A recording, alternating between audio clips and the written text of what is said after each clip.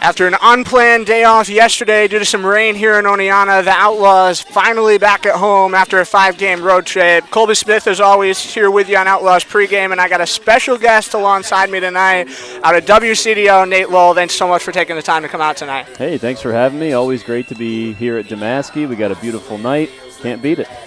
Well, and in terms of just, this matchup we got ahead of us tonight, Utica Blue Sox coming in here, and Utica's really had Oneonta's number so far this season.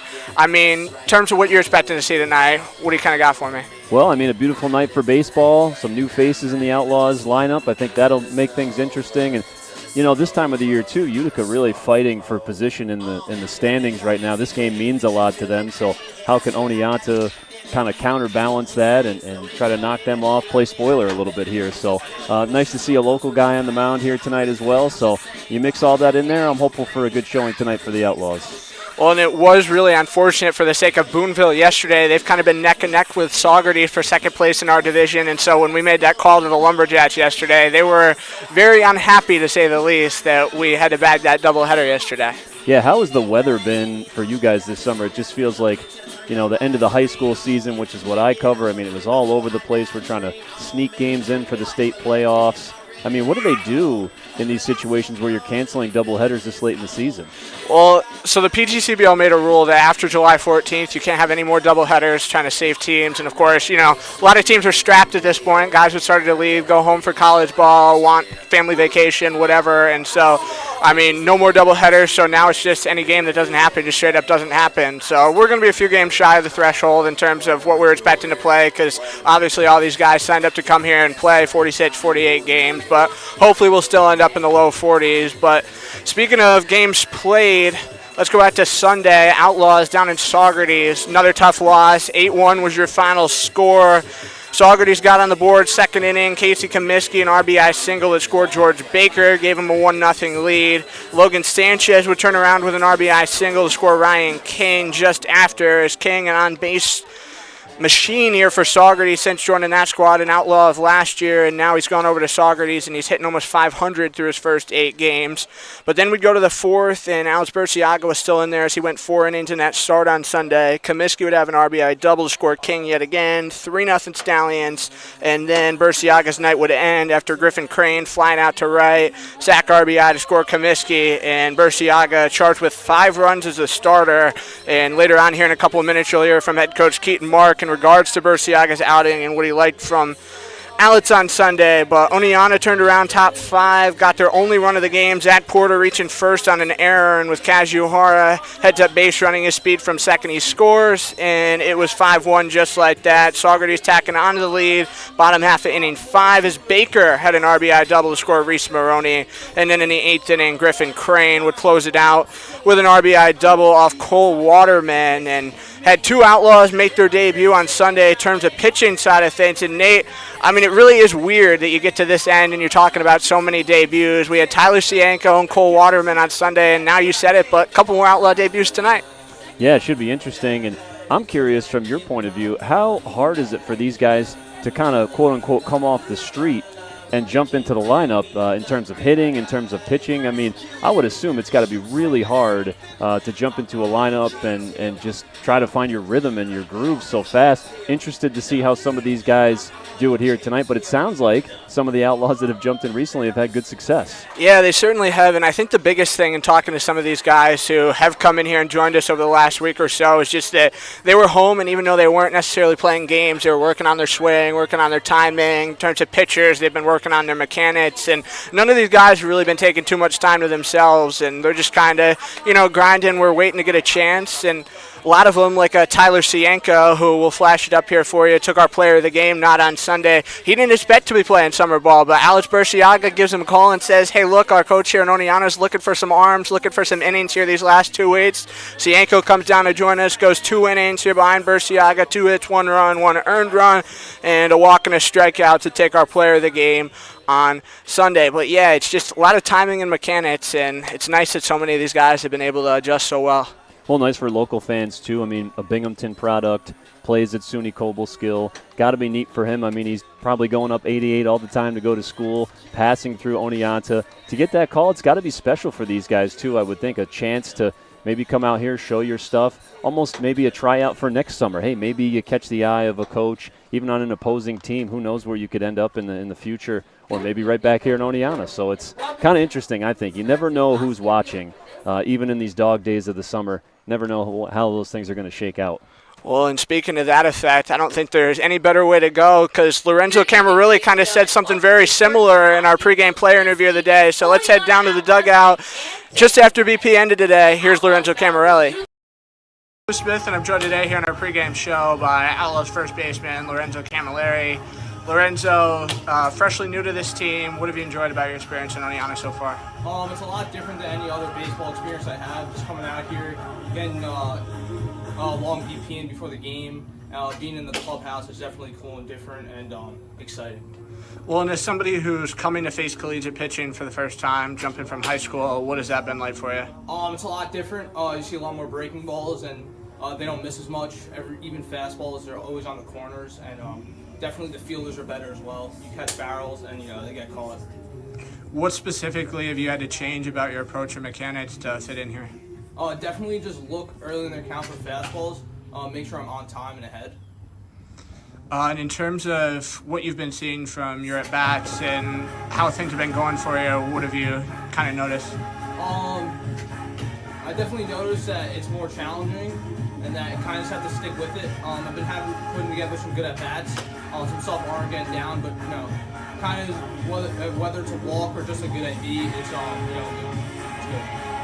Well, how was it having some time off before coming up here to Oneonta, and what's it like knowing you only really got 2 weeks left of the summer season? It was nice. Had some time off, figured out some stuff with my swing, worked out a bunch, and it's good to get up here and kind of see everything play out. And just excited for the next 2 weeks. Got a bunch of ADs, play a bunch of games against great competition. Well, and you're headed to New Jersey Tech this fall. What went into the process to commit there, and what are you excited about joining that school? I've been committed there for a while. The coaching staff is amazing, very welcoming. They care a lot. Just the school is great as well. Very high academic, and definitely come out of there with a good degree. And I'm very excited. I know a bunch of kids that go there. A bunch of kids that are in my class are going there, and they all seem like great kids. I'm excited to spend time with them. Well, in terms of specifically about the program, what made you decide that it was the right fit for you? I would say, like I said, the coaching staff and where they are. They're a very good program where they develop players. They had a couple of dudes drafted last night, and they play great competition around the state and around the country. For you specifically, what's your ultimate career plan? What are you studying and what are you hoping to do down the road? I get to college and studying construction management technology, I would love to live out my baseball dreams for as long as possible. And Lorenzo, I mean, you said it, but great competition here in the PGCBL. What made you decide to come up here and join this team for the last couple of weeks?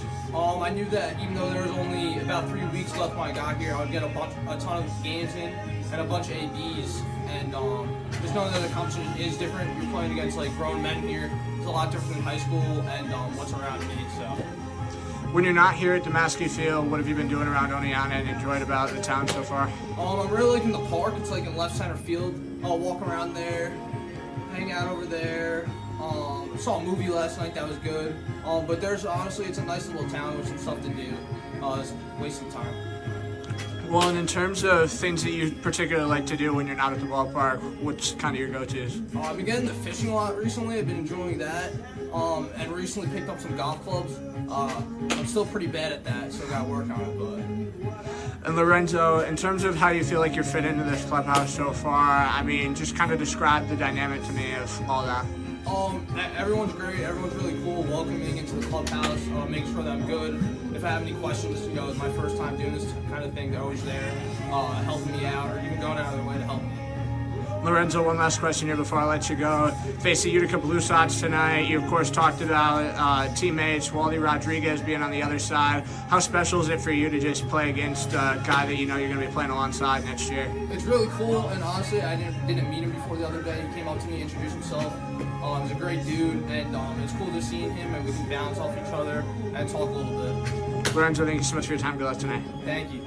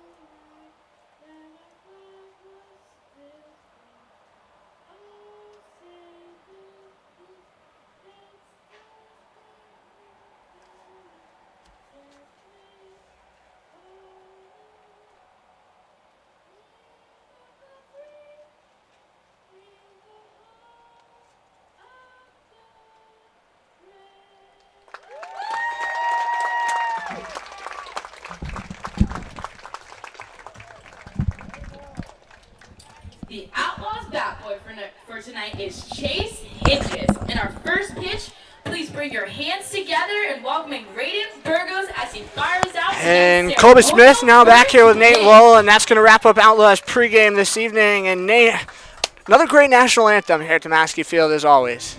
Yeah, like I said earlier, a great night for baseball. Reminds me a lot. So back in the day, I had an internship here when the Oneonta Tigers were here. So I was, much like you, I was here every night, similar view, looking over the hills. And it's just fun to be back again, kind of taking it all in. So another nice national anthem and ready to play some ball here tonight. Well, how weird is it for you as somebody who was, interning here when that grandstand was still here to now shift over and have this different kind of angle on the first base side? It's so different to me, and I don't know if I'll ever get used to it. I used to sit on this side quite a lot, and the locker rooms were over on this side, kind of down underneath. So it was always quick access for me to go down and get post-game sound. But just not having the grandstand, not having that old rickety press box up there is like America, apple pie, baseball. I mean, this is what it's all about. So it's fun to be back. Yeah, Tomaski Field certainly a special place to be. What'd you think of our new history wall behind home plate too, walking in? I like that. I didn't get a chance to really look at it. I want to look at it post-game. But, I mean, just the names and the history. I've been thinking a lot on my podcast about trying to do something with the history of Oneonta baseball, a series of some kind, because just the names, the players, the managers, the owners, the way this all came together here, thinking about Babe Ruth stepping into that batter's box at some point here in the history of Tomaski Field. Pretty cool indeed. So as Nate said in our pregame, we got local product on the hill tonight. Pat Dangler getting his second consecutive start here on the home mound. Is that one going to sail on in high and in? And we are underway on a Tuesday night here from Oneonta. Saw a lot of him when he was pitching at South Courtright locally, and they were very dominant in the Delaware League for quite a long time, and excited to see him here tonight. Well, and he was really such a central point of that staff, not only just for his performance on the mound, but he's a really big leader too. Yeah, really big leader. Coach Bob Van Valkenburg, just a guy that he knew he could rely on. They had a great staff, and at the Class D level locally, very small schools, and just to have a guy like that on the mound, overpowering some of those young pitchers, or those young batters, I should say, that's for sure. And great to see him going on to the college level as well. Count's going to go to 2-2 on Ryan Ulysses. He slides up and takes over that leadoff spot tonight for James Turchi, who's getting the night off. He's been about as hot can get for the Blue Sox on a 7-game hit streak dating back to the 4th of July. It's the 2-2, and Dangler unable to sweep it in there, and so the count's going to run full. When you say that he was such a leader and such a reliable part at South Courtright, from your perspective, what's that connection between him and Darren like? Just a great connection, almost that unspoken communication that he has with his brother. And it didn't matter what the sport was either. You could see it when they were on the soccer field together back playing on the defense for the Rams. But high there, and he was able to blast one up the middle. Well, and Dangler was telling me when I was talking to him last night, he's really been feeling a lot better. And coming here this summer, his biggest goal is to kind of work on some new mechanics because Russell Sage wants to make him a starter in his senior year next year. That's kind of the goal. And so he's been working on tweaking some things and trying to stretch out his arm a little bit more. Yeah, he's the type of guy that can certainly do that and go the distance. He's so strong. But I feel like he's never quite found his groove at the college level, I guess you could say. And I'm hoping that in that last year or so he can really settle in and do what he needs to do.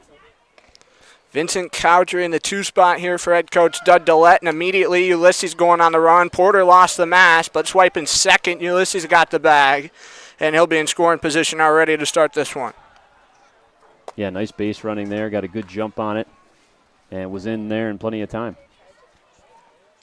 Zach Porter's been pretty good at throwing runners out from behind the plate this summer, but that's another thing this team has struggled with, holding runners on, allowed the most stolen bases this side of the league. And Cowdrey now finds himself head 2-1. Want to have a little conference here on the mound to get things going, try to find that early rhythm, I'm sure. Things looking good in the zone. So hopefully he can just settle in here a little bit more. It's always tough when you have that leadoff guy get on, then it's in the back of your mind. He glanced over at first quite a few times, so we'll see if he can settle in. It seems like that's kind of been one of the stories of the summer for this team, too. Lead off base runners and then immediately going on the run, trying to swipe bats. Because, I mean, just in Saugerties alone on Sunday, six times did Saugerties have a leadoff base runner in an inning. Is this one blasted out left field, drifting on over, just inside the line, caught by Dane Richards. And there's one away. And that's what you need. You got to get that pop fly, got to get an out on the board. And just let him, again, just try to find his groove a little bit here in the early going. Another out here would certainly go a long ways. Well, and it's weird to see that first out be a fly out, too, specifically because he said one of his target goals, especially in this outing, is he wants to keep that ball on the ground because that was what really plagued them up in Auburn. I mean, yeah, it wasn't a bad outing in that exhibition start last Wednesday, but a lot of those hits were coming on hard hit fly balls to the outfield. This one, right side, Connolly drifting back right center gap, racing on in. That one drops in front of Granger. Trotting to third, going to go Ulysses, and that's 2 hits already in the opening inning, and the Blue Sox got runners at the corners. Boy, a tough break there for Oneonta. I mean, that thing was perfectly placed. Looked like a little golf chip in there. 3 guys trying to chase it back, but really nobody had a good beat on it. I don't think anybody missed that. Just exactly in the perfect spot there to find a hole and drop in. And right about now, a ground ball would sound pretty good. This Outlaw team, despite the struggles, always strong up the middle. Got Matt Carrera and Brendan Connolly, 2 guys who've played a lot of games together over the course of the last couple of years, out there at short and second, respectively, tonight.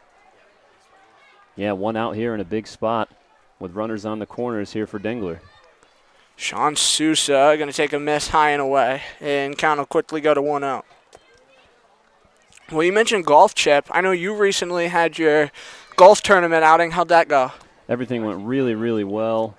We had 61 teams come out to the tournament. So they're going to throw down to third here. Nice throw. I was on the money if Ulysses hadn't gotten such a good jump at going backwards.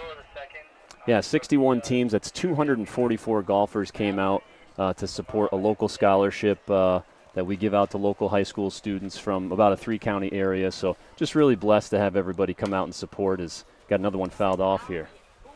So Tusa going to go to a 2-1 count. And when you talk about your scholarship, how did that come to be? How has that process gone? And just kind of walk me through all that.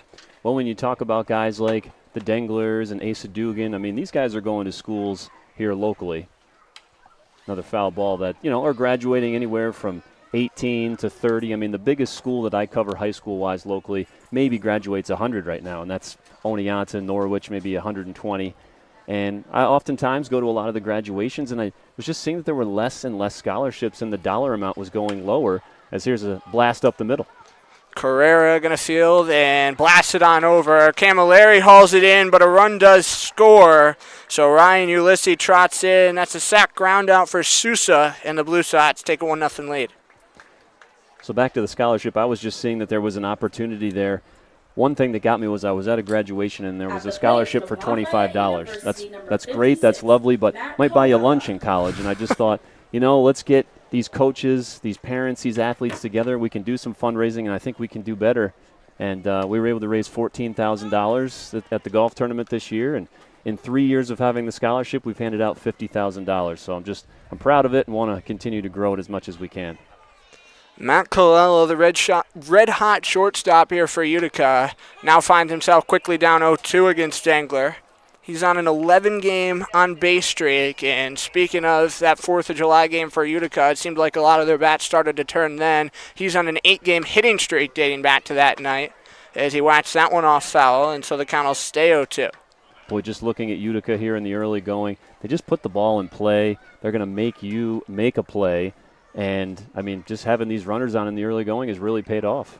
Well, and this team has dealt with a lot of adversity this year, too. They didn't get to play a home game for the first week and a half. As this one jackknifed right side, Connolly's drifting over, waves everybody off. Back in shallow right, he drops that one. Tagging from third, Xavier Smith comes in to score, and that is another costly error by the Oneonta infield. It allows a run, and just like that, it's 2-0. Boy, that's a tough break there, just a routine pop. Just kind of popped out of the glove. He had the other hand right there. Just an unfortunate spot there. The sun is setting. You never know. But, again, just a tough play there for Oneonta. Well, and you got to wonder if for somebody like Brendan Connolly, who with all the departures that this team has had, who's been kind of shifting around, one night he's playing second, next night he's at short, next night he's at third, and he's back at second again. You got to wonder if that might be taking a toll on him too a little bit. Yeah, that's tough when you can't really stay in one spot, shifting you around a little bit. You know, all those angles are a lot different out there, and that was just an unfortunate play. 1-0's the count on Waldy Rodriguez, and that's good leave up and away, and the count's to 2-0. And this is a big spot here for Dengler, too. You think you're out of the inning. Can you find a way to lock back in now and try to get this third out? Well, and I know he was frustrated, too, after that outing at Auburn. He got charged for 6 earned runs in that start, but there was a couple of defensive miscues, and Auburn was nice. I mean, to their guys, they gave them hits. They probably should have blasted us with a couple of errors, and so I understand the frustration on that side of things for sure. 3-0. And that's in high, ball 4. So a 4-pitch walk in its first and second with still 2 outs. Yeah, 2 runners on now. And again, if you're the Outlaws, you kind of just got to flush that. One of the teams that I cover locally, they have a saying, you know, they're one-pitch warriors. You got to just forget about that stuff and flush it. You know, you're down 2-0 here, but focus on getting this one out and just get out of the inning. Connor Jones, now the 7th batter to hit in this half inning. Blue Sox once again opting to bat 10. Is that one right down the gut for a called strike? Well, that was a nice pitch there. Kind of started high, floated into the zone. That's something I've always loved about Dengler is he's got some nice off-speed stuff that can really keep you on your toes. 0-1 pitch, and that one breaks down and away. It'll go to 1-1. In terms of his biggest strength as a pitcher, would you say it is? I mean, after watching him in high school, I mean, he was overpowering at that level for a lot of guys. I think he struck a lot of fear into local high school batters. But I just always thought he was very consistent. I never saw a lot of ups and downs from him. He would never have a flashy outing. He was never going to be that guy that would have 16 strikeouts, but you could always count on him to have 7 or 8 strikeouts, keep his earned runs low. He was just a very consistent guy. Out to right field in the corner, Cole Waterman playing there for the first time this summer. First ball to him results in a putout, and just like that, the half inning comes to an end. So for Utica here in the top half of the first, it's going to be 2 runs on 2 hits, 1 error, and they're going to strand a pair. We go bottom 1 at historic Tomaski Field. Outlaws come to bat for the first time.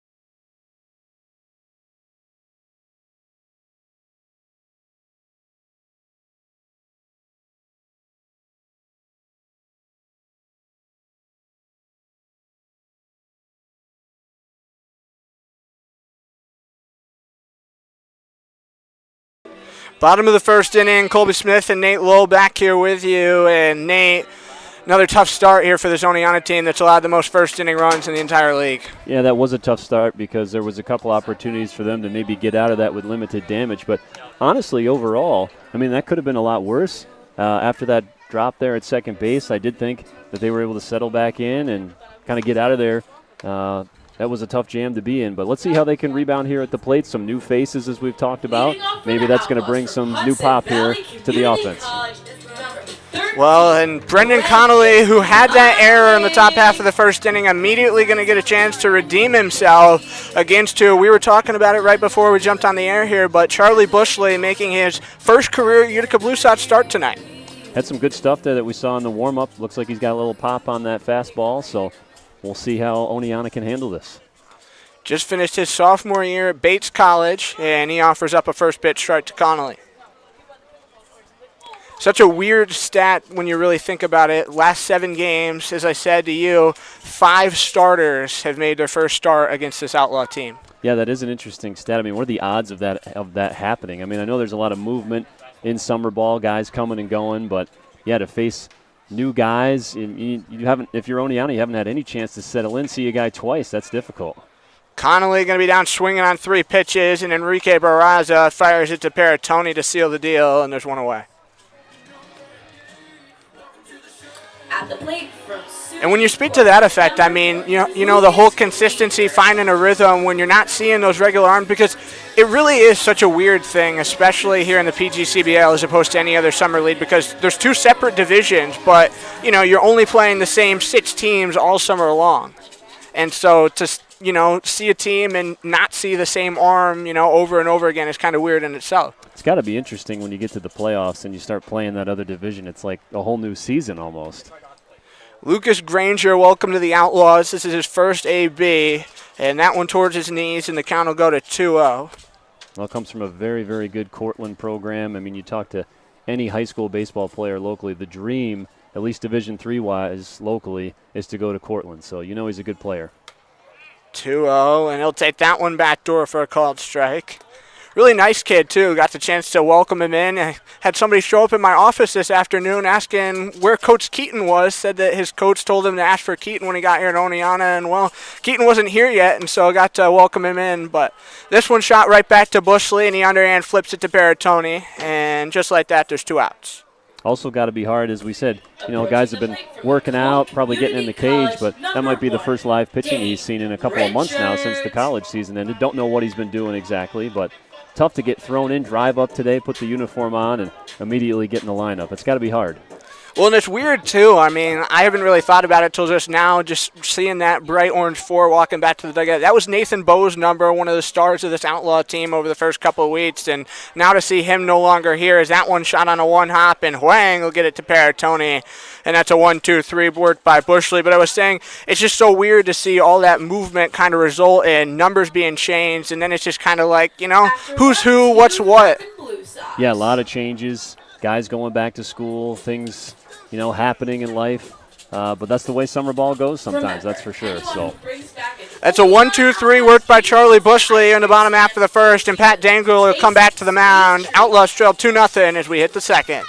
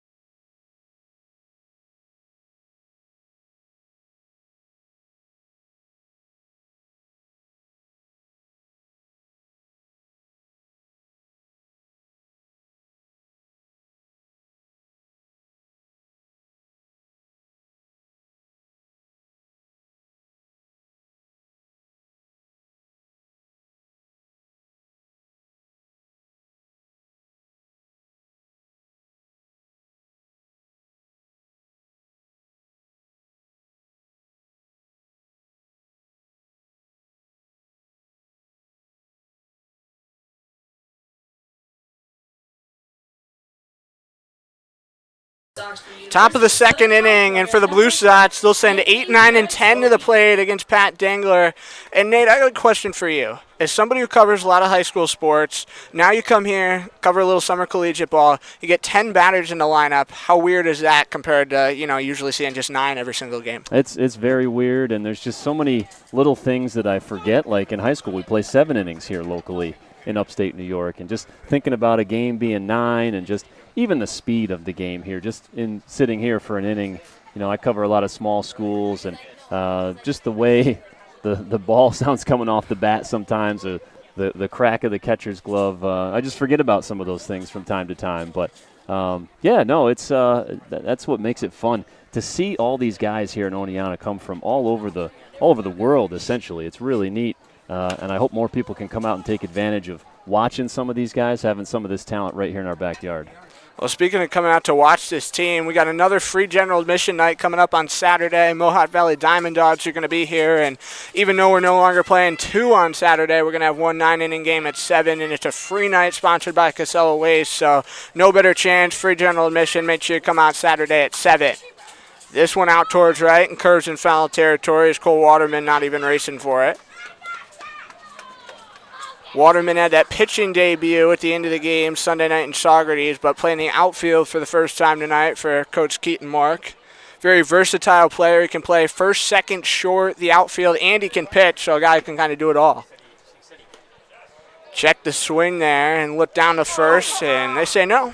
Oh, boy, Oneonta just cannot catch a break so far here tonight. That was a really good-looking pitch. It kind of caught on that outside edge. Looked good from up here. But they say it's all about the angles. I get it. 2-2 from Dangler. And straight up the middle. That one drops on a 1-hop in front of Granger. And he's careful scooping it up, but damage is done. 2 innings, 2 leadoff base runners. Boy, it's one thing I always forget about this park is how big the outfield is. There's just a cavern out there where that ball can go. And you really got to be quick, know your angles, and have a great read as that ball comes off the bat. He had a great read there, but he just ran out of real estate. It's tough. Utica's had 2 of those hits now that have just found the right spot to kind of bounce in there. Already Anthony Peritone going to swipe second. As soon as that one came out of Dangler's hand, he was on the run. Yeah, Utica still being aggressive on the base paths. 2-0, not enough for them so far tonight. They have already mercy run ruled the Outlaws twice this summer, lead the season series 4-2 over the course of the 6 they've played. Enrique Barraza down here in the 9 spot, ahead 2-0 in the count early. I forget, what is it to center here? It's got to be 4-10 to straightaway. 4-10.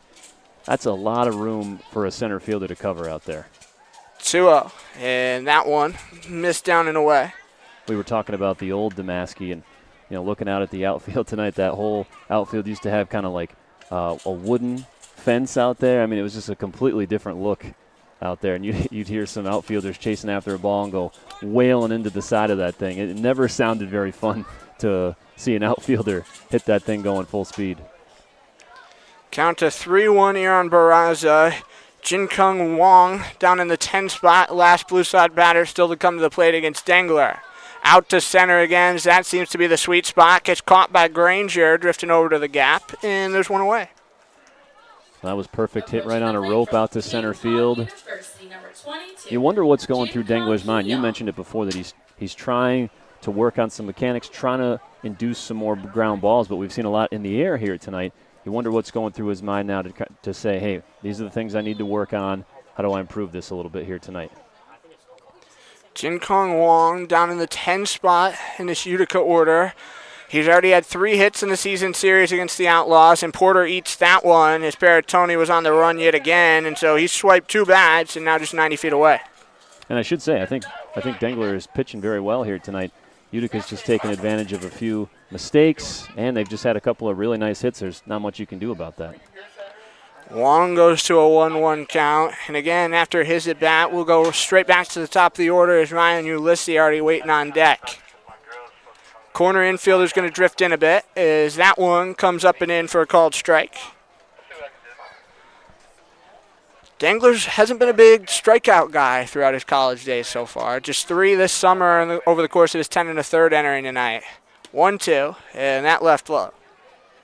Yeah, he never was in high school either. I think I mentioned it earlier. He wasn't going to be that guy that was going to put up, double-digit strikeouts per se, but just always very smart. And I thought in high school he trusted his infield too, and they found a way to get the job done. I thought in high school he did induce a lot of ground balls, and I'm sure as you jump up in level, it's harder and harder to do. Count goes full with 1 away. Here's the payoff. Straight up the gut, Connolly on the backhand, flips it on over to Camilleri, who stretches out and hauls it in, but the run does score, Paratoni's in, and Utica takes a 3-0 jump. Yeah, we mentioned it earlier, but Utica just continuing to make contact, putting the ball in play, and good things happen. Well, it's so strange, too, to see 2 of their 3 runs coming on RBI groundouts. That's not something you see too often. No, you're right there, and Ryan Ulysses, back behind home, and that one stays in the ballpark, and looks like everybody's okay, thankfully. Yeah, everybody's okay. Maybe a spilled drink down there, but that looked like maybe it was going to stay in play for a second the way they were tracking it back, but it did sneak up over the fence. But that's too bad. That's the last thing you want to drop is your beer. Yeah, that's nice night like this. You got to keep that thing upright. 0-1, and that one towards the belt, and the count will go 1-1 on Ulysses. But yeah, going back to your point earlier, Utica just continuing to put the ball in play, find ways to get on base, and it's paid off here tonight. That one swung right through as Dangler going back to that fastball, and there's the flashes of what you said, blazing ball that can generate swings and misses. 1-2, and Ulysses stays alive. Just a smidge too late on that one. Yeah, he wanted that one back. He was kind of grinning as he came across the batter's box there, but Dangler keeping him on his toes. Ulysses kind of been the go-to guy here in the middle part of the lineup. He'll go down swinging. First strikeout of the night for Dangler.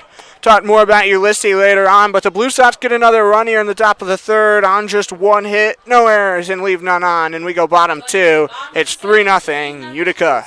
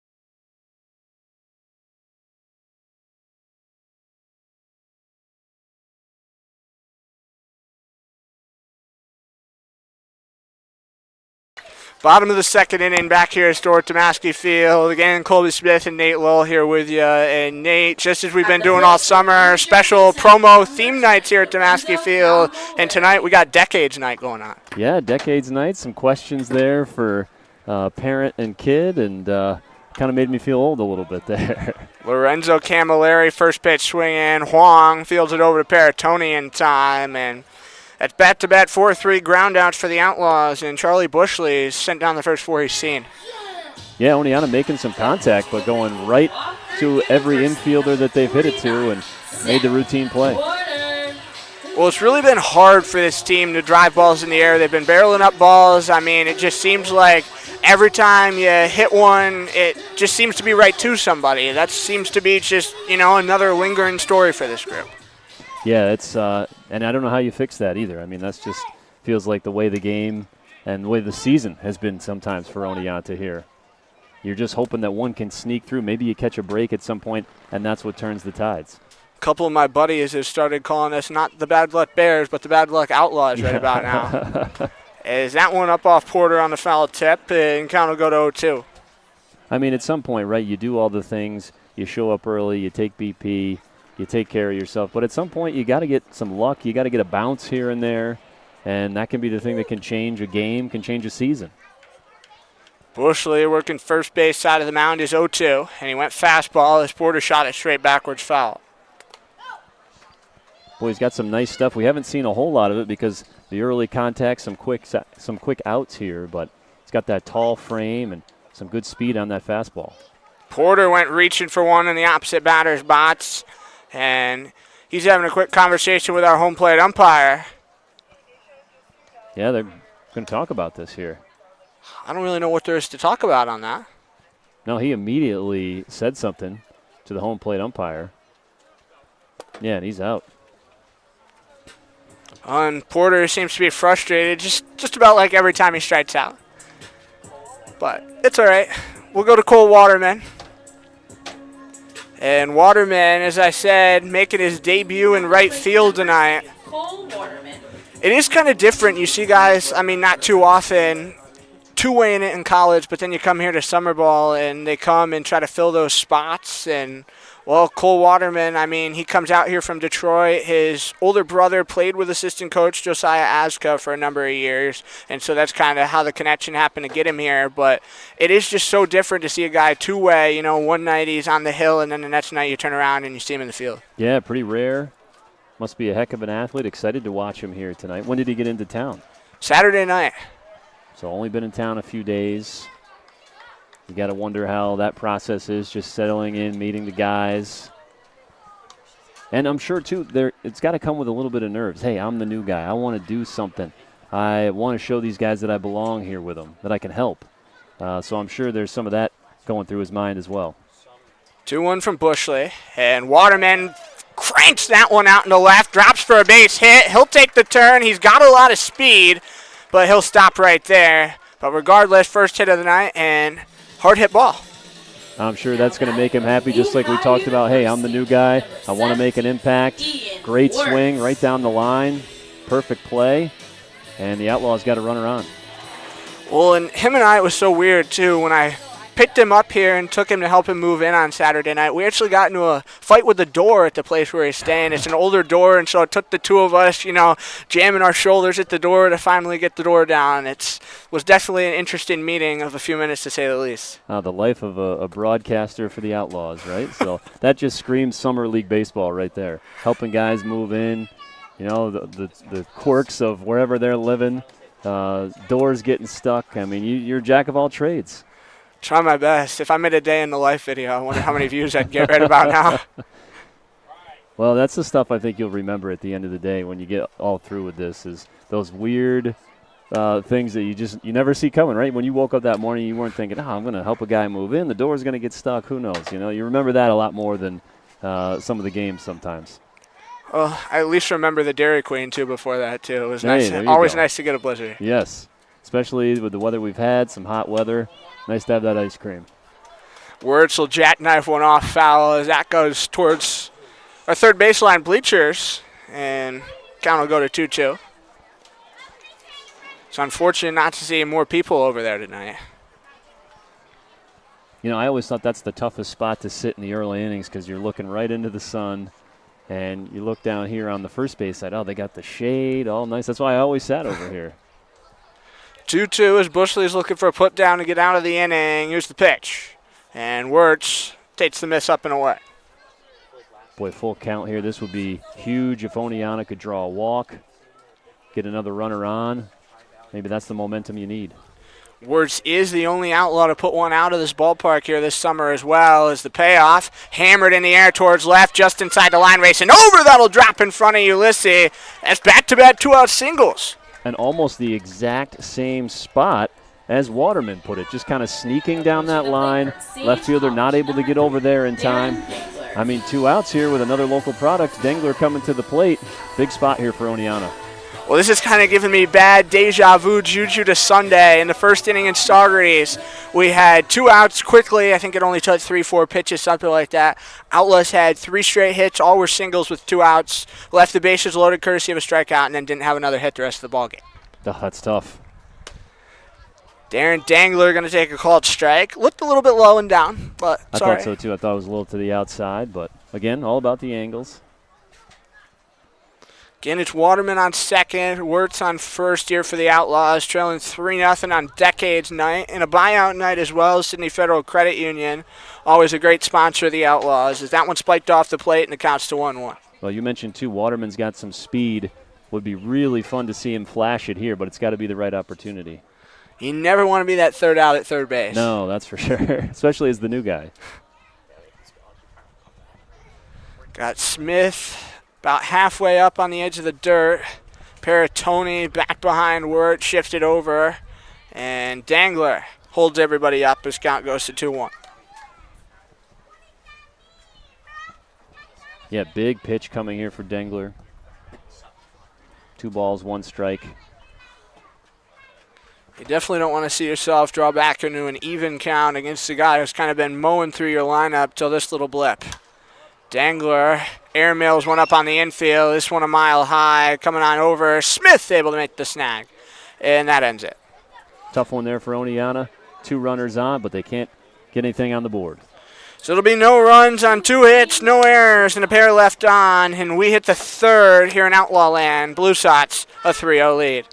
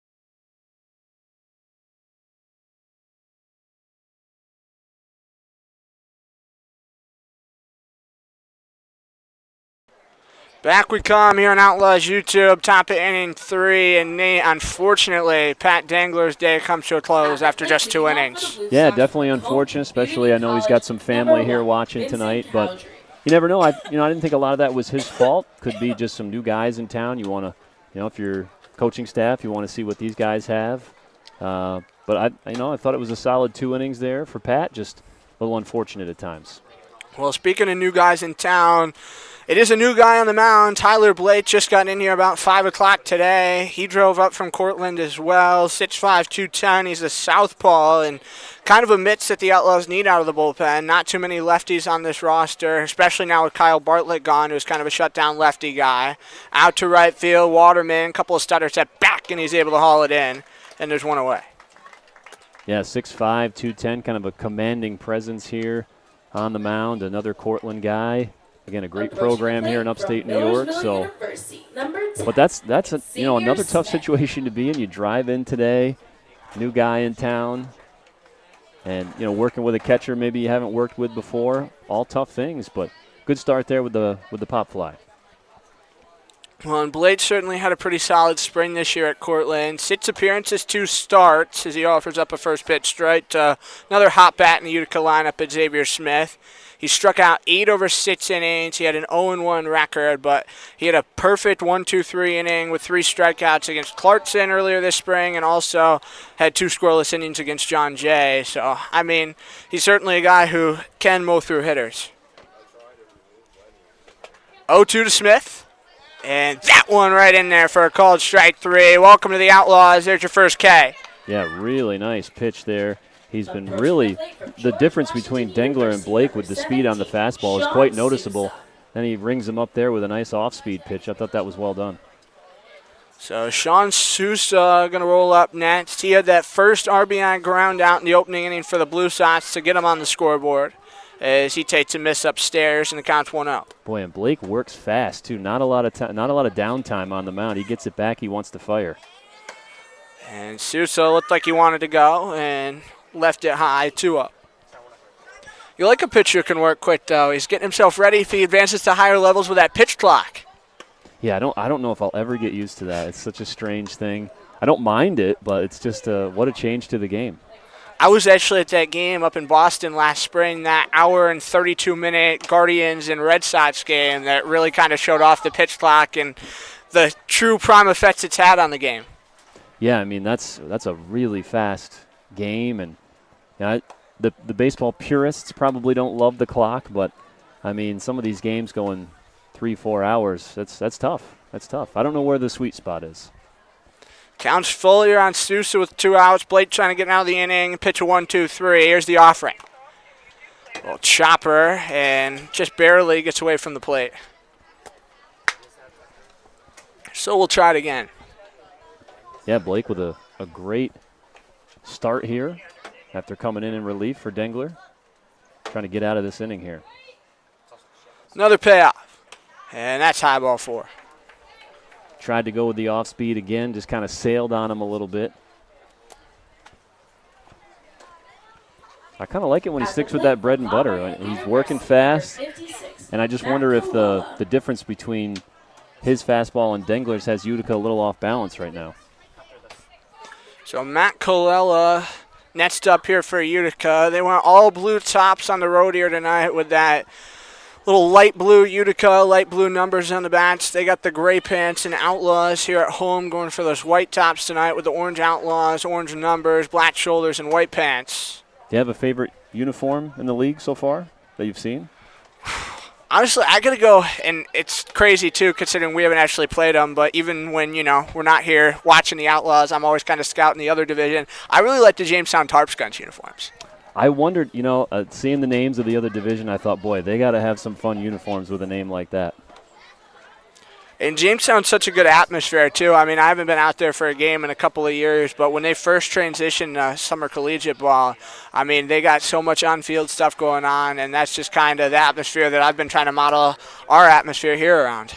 I got a chance. There wasn't a game going on, but I drove past their ballpark last summer, and it just looks like a very perfect minor league college baseball type park, and I'm sure the atmosphere is great out there, and that division's really tough out there, so I'm sure they get a great following, and Western New York baseball, I got to love it. Well, there's a lot of jokes being made by our guys, too, that it'd be nice to be in that division because maybe we'd actually win some games being as we're 2-0 against Auburn. As this one roped out to left, takes a bounce and gets to the wall. Send sign will be on here as Sousa is being waved around to score. In the second, standing up is Coella, and this one gets away from Carrera rolling back to the mound. And so, on the bad roll, Coella going all the way to third, and very loudly, it's now 4-0 Utica. Boy, that was a rope right down the line. Bounced off the wall out there at the 335 sign, just perfect into that corner. And then the throw-in takes a bad bounce as well, and it just seems like it's that kind of night so far for the Outlaws. And you got to think Blake was almost out of that inning, and just a little extended baseball, and Utica takes advantage now 4-0. Wally Rodriguez, the NJIT product in the box. If you missed it in pregame, he's going to be a teammate of Lorenzo Camarelli this fall as Connolly unable to get that one off to first. That'll be E4 as Connolly should have caught that one. So another run scores, and it's now 5-0 Utica. Yeah, another tough one there. Approaching the plate from George But Washington again, we've talked about it. University, Utica number just 8, continuing to put the Jones. ball in play, almost saying, okay, we're going to put it in play. Now it's on you. And Oneonta tonight had a tough time with some of these hops.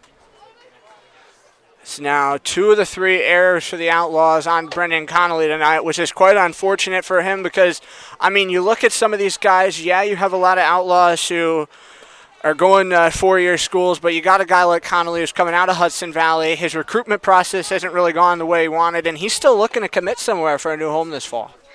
Yeah, and I think sometimes those guys come here trying to extend that recruiting process. Hey, look what I did in the summer. Worked hard, didn't just go home and work out. I wanted to go play, and you're trying to show off the best you can here to a program and say, hey, I can come and help you guys next year. 2-0, and that one careened up the line. Woodridge went on over to chase it down, but regardless, it's 2-2, and Waldy Rodriguez will be sent back to first. You wonder what a guy like that does, too, because now it's getting late in the summer. You got to make a decision at some point, right, on where to go, and that's a tough thing. I'm sure that's weighing on his mind. Blake will check Rodriguez. Here's his pitch. And that one shot straight back to him on a one bounce. He'll turn and underhand it to Camilleri. And that'll end the half inning right there. So 1-3, Connor Jones is retired, but not before. Two more runs scored for the Blue Sox on just one error, and they'll leave one on. Bottom third next up, and the Blue Sox already on top of this one.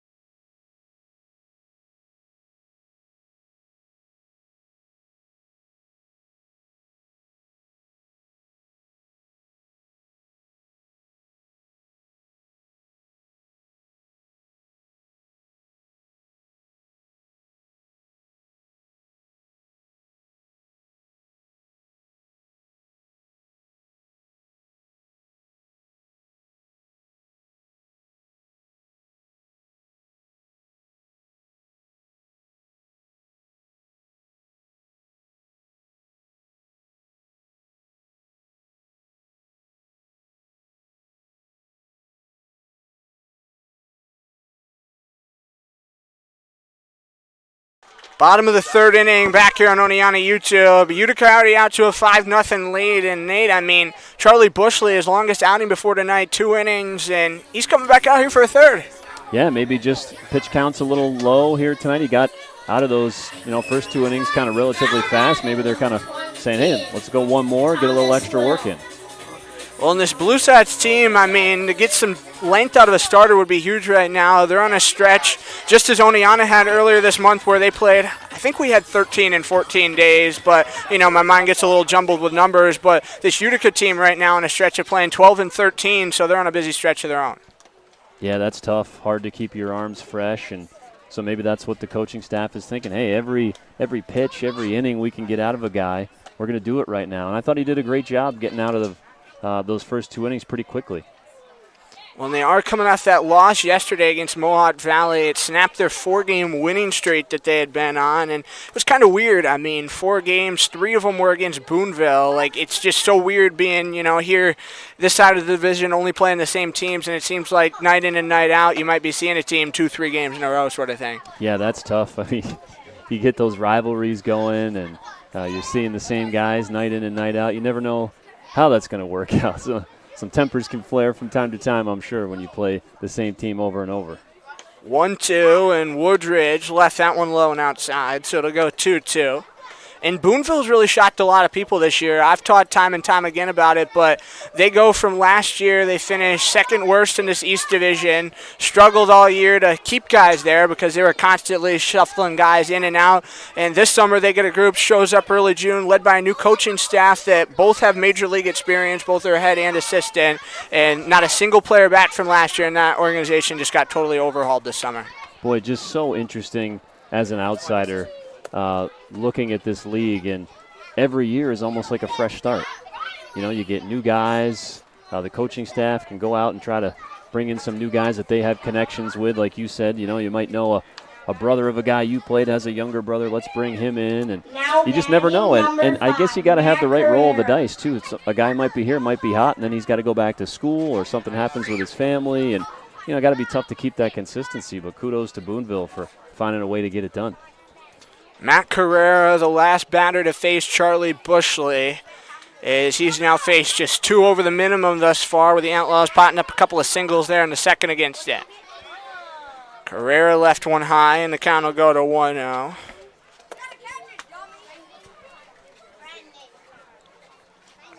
Now Bushley's pitch. Carrera, chopper towards third, and Smith able to fire it cleanly to Peritoni. A little sidearm whip on that one. Yeah, that was nice, and that took a wicked hop there, too, over to third.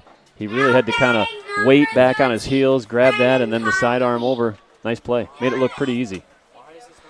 So we'll go back to the top of the lineup for Brendan Connolly here for the Outlaws. And Nate, when we were talking about the whole recruitment process, weighing on your mind sort of thing, well, he's also had 2 errors in this game tonight. So do you think you just put a little added pressure on yourself in your next step back, thinking, man, I got to do something here to help my squad out? Oh, I'm sure. I'm sure that's weighing heavy on his mind. But at the same time, I'm sure the coaching staff is saying, hey, you just got to relax. You got to play your game. It's got to be one of the hardest things to do for these guys is, night in, night out. When you get into a little bit of a slump or things aren't going your way, how do you kickstart your way out of that? And a single, something like that, would certainly go a long way for his confidence right now. 2-0, and that one somehow swept into the zone, and it's 2-1. Strike zone seems like it's a little all over the place tonight. Yeah, it has seemed a little all over the place, but Oneonta just looking to catch any bit of a break here. Connolly able to tip that one off foul, and it's 2-2. It's always kind of the thing. Our guys will joke down in the clubhouse around the bus. They don't know what to ask a home plate umpire anymore, whether the pitch missed up, down, out, in, whatever, because, it just seems like you never know. Yeah, that's I'm sure it's tough. Hard to find that consistency. And I'm sure you're seeing different umps all throughout the state. Maybe not getting the same guys over and over, so got to be interesting. Counts fully on Connolly with 2 outs. Utica, still nobody's throwing in their bullpen in right field. That's interesting. And Connolly's rung up looking, and that'll end the inning. So the Outlaws go down 1-2-3 here, bottom third, and we will go to the 4th here at Stuart Tomasky Field. Utica still in the driver's seat, 5-0.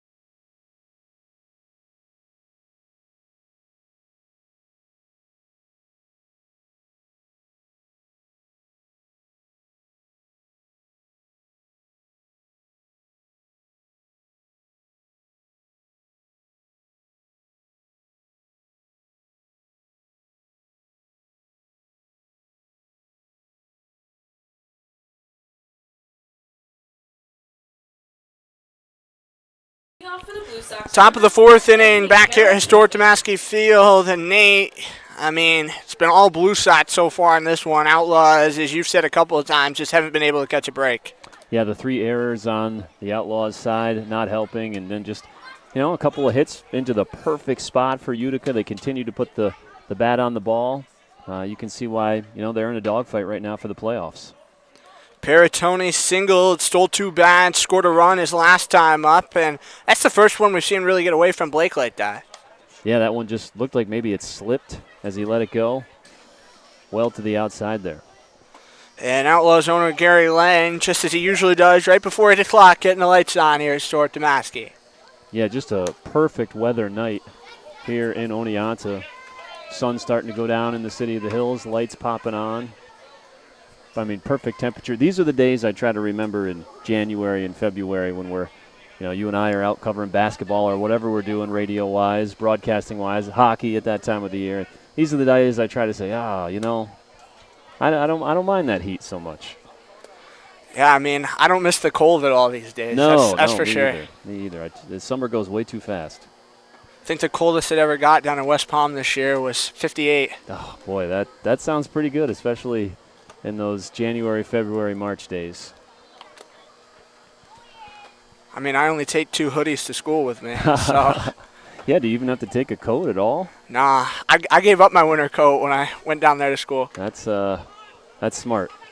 The rest of us haven't gotten wise enough to get out of the Northeast yet. Baratoni will be rung up looking, and there's 1 down. Second strikeout now for Tyler Blake. And Enrique Barraza going to walk up next here for the Blue Sox. And I want to tell you a weird story about Enrique Barraza. So right before the season started, I mean, he reached out to head coach Keaton Mark probably 3 days before our guys were supposed to report, said, hey, coach, look, I just wrapped up my spring season. I wasn't really planning on playing summer ball, yada, yada. Do you have a spot left in Oneonta? And at the time, we were full at catcher. We had 3 guys signed. Well, then we go to game 1 up in Amsterdam. You and I were talking about it earlier, Nate, but Darren Dangler gets hurt playing left because we kind of had a shortage of outfielders at the start of the summer. And so just like that, we needed a catcher. And so very next day, called him up and said, hey, look, now we got a catcher spot if you want to come here, not knowing how long at the time Darren was going to be out. And Barraza said, oh, sorry, I just yesterday signed with Utica. Wow. And so here he is. Yeah, you got to wonder if that's going through his mind. What could have been? I could have been here with these guys. And I'm sure that's how that goes, too. He's probably contacting everybody in the division or everybody in the league trying to find a home, and you take the first offer you get, and that's obviously worked out well for him here with Utica. 3-1. And that one missed high. And he's got a 1-out walk. I'm sure if you're Oneonta, too, you didn't think, boy, we're going to have that many injuries at that position that quickly either. That's a tough spot to fill. At the plate, number 22, Jim Now had Dangler get hurt, and we also had Nathan Bowes, as I mentioned earlier, broke his hand in our July 4th game. That was pretty unfortunate. We were hoping maybe it was just going to be a fracture, whatever. He'd miss week, 2 weeks, whatever, because Nate's a guy who always wants to play through injuries. But when it's a broken hand, there's not much you can do. Yeah, certainly not much you can do. And, hard, too, I'm sure, for the Outlaws. There's not many just catchers walking around on the street out there that can handle it at this level. And, you might be able to step out and get an extra pitcher to come in or an extra outfielder or whatever. And all hard positions to fill, but I'm sure being behind the plate's very tough. You get a lot of people walking around outside Damascus here in downtown Oneonta, but none of them are good catchers, that's for sure. And it's unfortunate for Darren, too. I know, how much he loves being behind the plate, playing in front of family and friends and local fans here, so that's got to kill him to not be behind the plate as much as usual this summer. Wang leaves the 2-0 just above his shoelaces, and the count's to 3-0. Yeah, the Dangler's always faithful in getting crowd out here and trying to drum up buzz for the Outlaws, something I always appreciate for sure. Yeah, I hope that they'll continue in the future here to continue to stay home and want to play for the Outlaws. It's been nice these last few years to have quite a variety of local names and faces that want to stay home, want to play here. I love it. We might see a couple more out of the bullpen tonight, too, as well as Cooperstown grad Kalen Dempsey and Morris grad Asa Dugan expected out later on in this one behind Blake. But now that's 2 in a row that have been lost to the walk. And if you're Tyler Blake, what do you got to do to start locating better here? Again, he had that great early rhythm, and I don't know exactly what happened to that, if it's just, maybe a little bit of fatigue, too. Hasn't pitched in a while. Interested to see as they're having a little conference on the mound right now to just try to settle back in. I think this next batter is pretty key. What happens here? 2 guys on. If you can get this second out, maybe you find your groove again. It will be Ryan Ulysses as well, and he represents the top of the Blue Sox order. They've already gone through their 10 twice, and Oneonta's starting to get another arm up and throwing in their pen and left. Yeah, still interesting to see if we hear anything later about why Dangler only went 2 innings. Is that usually he would go longer than that? It kind of depends. I mean, he's kind of been watching how many pitches he's been throwing, and I know at times he's dealt with some back soreness, but he's been saying he's been feeling really good, and that's kind of been behind him. So I don't know, maybe it was a coach's decision more than anything, but yeah, I'd certainly kind of like to know what the thought was there. Yeah, so we'll see what the Outlaws decide to do after this inning out of the bullpen. But again, another conference here. Got to be tough, too, when you're the new guy on the team. You got 2 runners on, first and second here. Maybe you don't know what the strategy or the approach that the team usually likes to take in a spot like this. Right about now, any strategy or new approach that this team can take would be nice. As this one airmailed right side towards the screen and drops in the yard. And The half dozen kids we got here all going racing for foul ball. That's always one of the wholesome things here about the Maskey Field. All these kids going and running for foul ball is just a special thing. Yeah, that's one thing that'll never change. Those foul balls get chased down pretty quickly here. 1-1 offering. Blasted right side, shallow. Cole Waterman drifting in. Connolly goes back, and he's able to haul that one down. Oh, excuse me, that's Zach Robinson. I didn't even realize the change. I apologize. Approaching the plate from But there's 2 away. Yeah, Robinson taking over at second base. That wasn't an easy play, kind of drifting over between first and second, but he's able to snag that. And, boy, a big spot coming here for Tyler Blake. 2 outs with 2 runners on. And this one turned on, shot out to left. Dane Richards drifting over, left center, reaches up, and there it is. Half inning will come to a close, but the Blue Sox leave another pair on the base pass. They've stranded 5 through 4 innings, and they have a 5-0 lead as we hit the bottom of the 4th.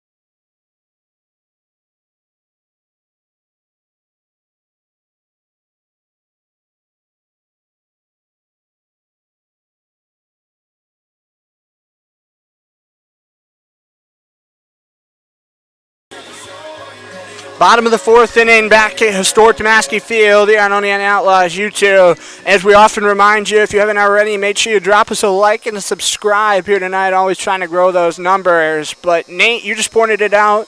Charlie Bushley back out on the mound for 4th consecutive inning. I guess they're just saying, hey, we got a good thing going here tonight. Trying to save some arms. Let's try to get another inning out of him. And considering that busy stretch that the Blue Sox are on that I already pointed out right about now, any extra inning that you can get. It's Stranger's first night, but, boy, he's got good energy. Looks like he really wants to be here. I saw him pregame. He's out in the outfield doing his sprints, doing a huge warm-up. And I think he's just excited to get a chance to play here. Right about now, we love anybody who wants to be here. You certainly need that energy because for a lot of guys that have kind of just settled into a rhythm and realized kind of what's been going on here, it seems like a lot of guys mentally are checked out at this point. Yeah, I think Granger's got really good body language when you watch him. He's got that extra jump in his step, and I'm sure that can go a long ways this time of the year. Dane Richards in a 1-0 count. Got Coella and Huang both drifting over, ready to flip a double play ball as that one came up towards the elbow. I'm curious if they're going to send Granger here. He looks like he's itching to get out of the first base area and take off for second, so we'll see what they decide to do. Got to show off that speed at some point. Why not do it on your first night in town? Yeah, why not? Bushley turning behind him as his 2-0 comes right down the plate for a called strike. Yeah, got to wait for the right opportunity. Well, we were saying, too, he's a Horseheads product from here in Section 4 in upstate New York, but going to make the drive back and forth, apparently. That's, it's a solid 2.5 hour drive from here. And that one will clip Richards on the way by. And so Outlaws going to have back-to-back on the base paths with still nobody out. Approaching the plate. That's nice to see. Number 20. Lorenzo Yeah, big Cavallari. opportunity here for the Outlaws. And now for Utica coaching staff, let's see how long they're willing to roll the dice here with the pitcher. Seems like now there starts to be a stir in the Utica bullpen and right. So sure, sooner or later we'll get somebody up and throwing. And the Outlaws have had somebody down there and left throwing for the last several minutes. So I assume Blake will be done after his 2 innings of work here.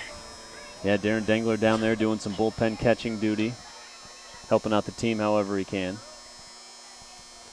Lorenzo Camilleri, the lefty swinger who you heard from pregame today, going to take a miss high and away, and the count's 1-0.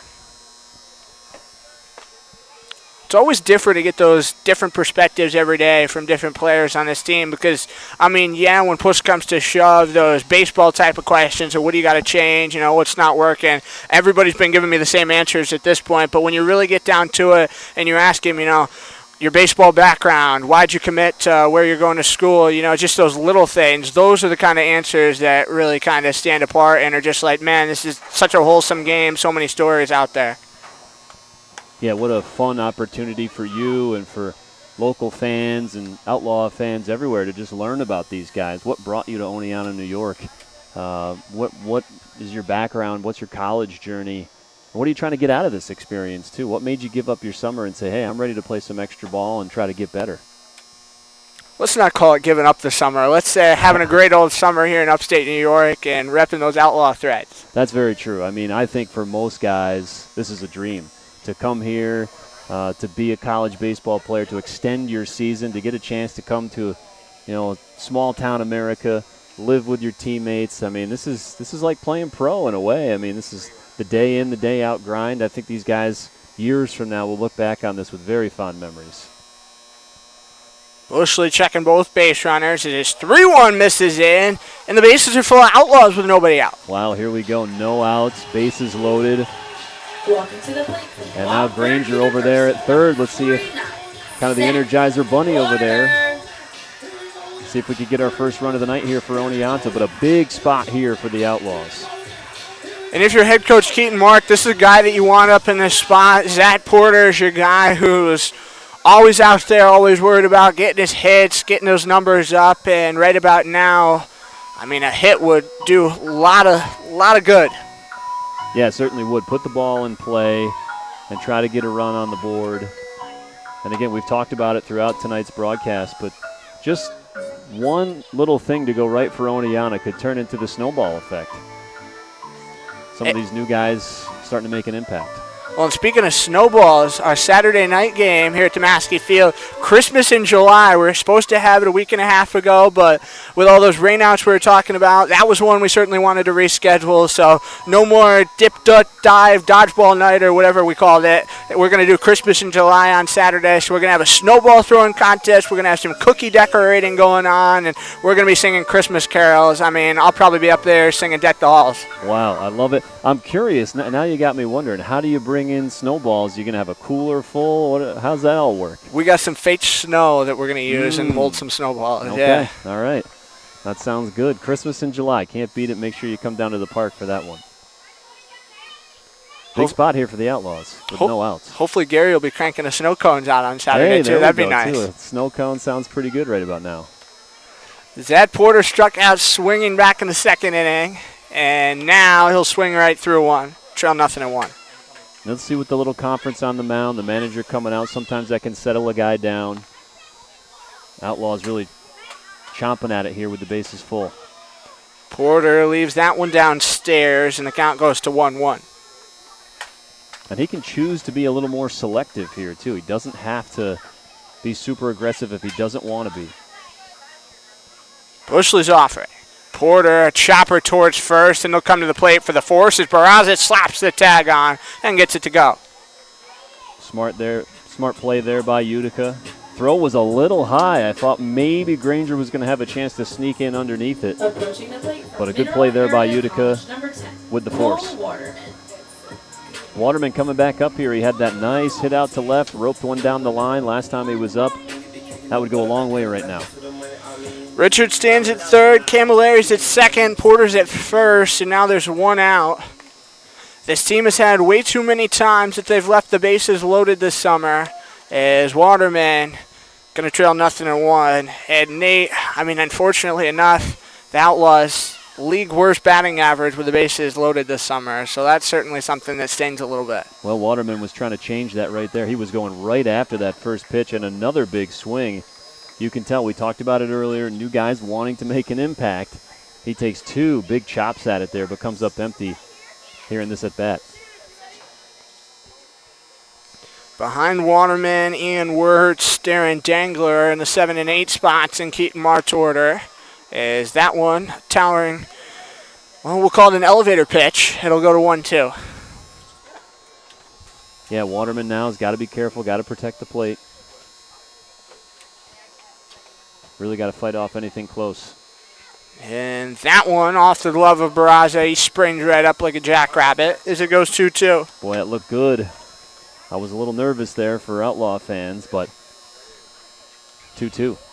We're always sitting on the edge of our seats up here, and it seems like I'm always falling into the cliff this summer, but, maybe those days will change sooner or later. Yeah, Waterman going to step out here, take his time. Kind of shaking things out a little bit here. That's smart, I think.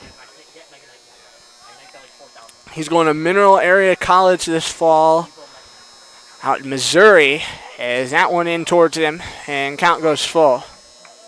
You ever heard of Mineral Area College? I have not, but, with baseball, I'm never surprised about some of these schools that you've never heard of, the different, levels that we have. NAIA schools I've never heard of, so I'm always learning something new.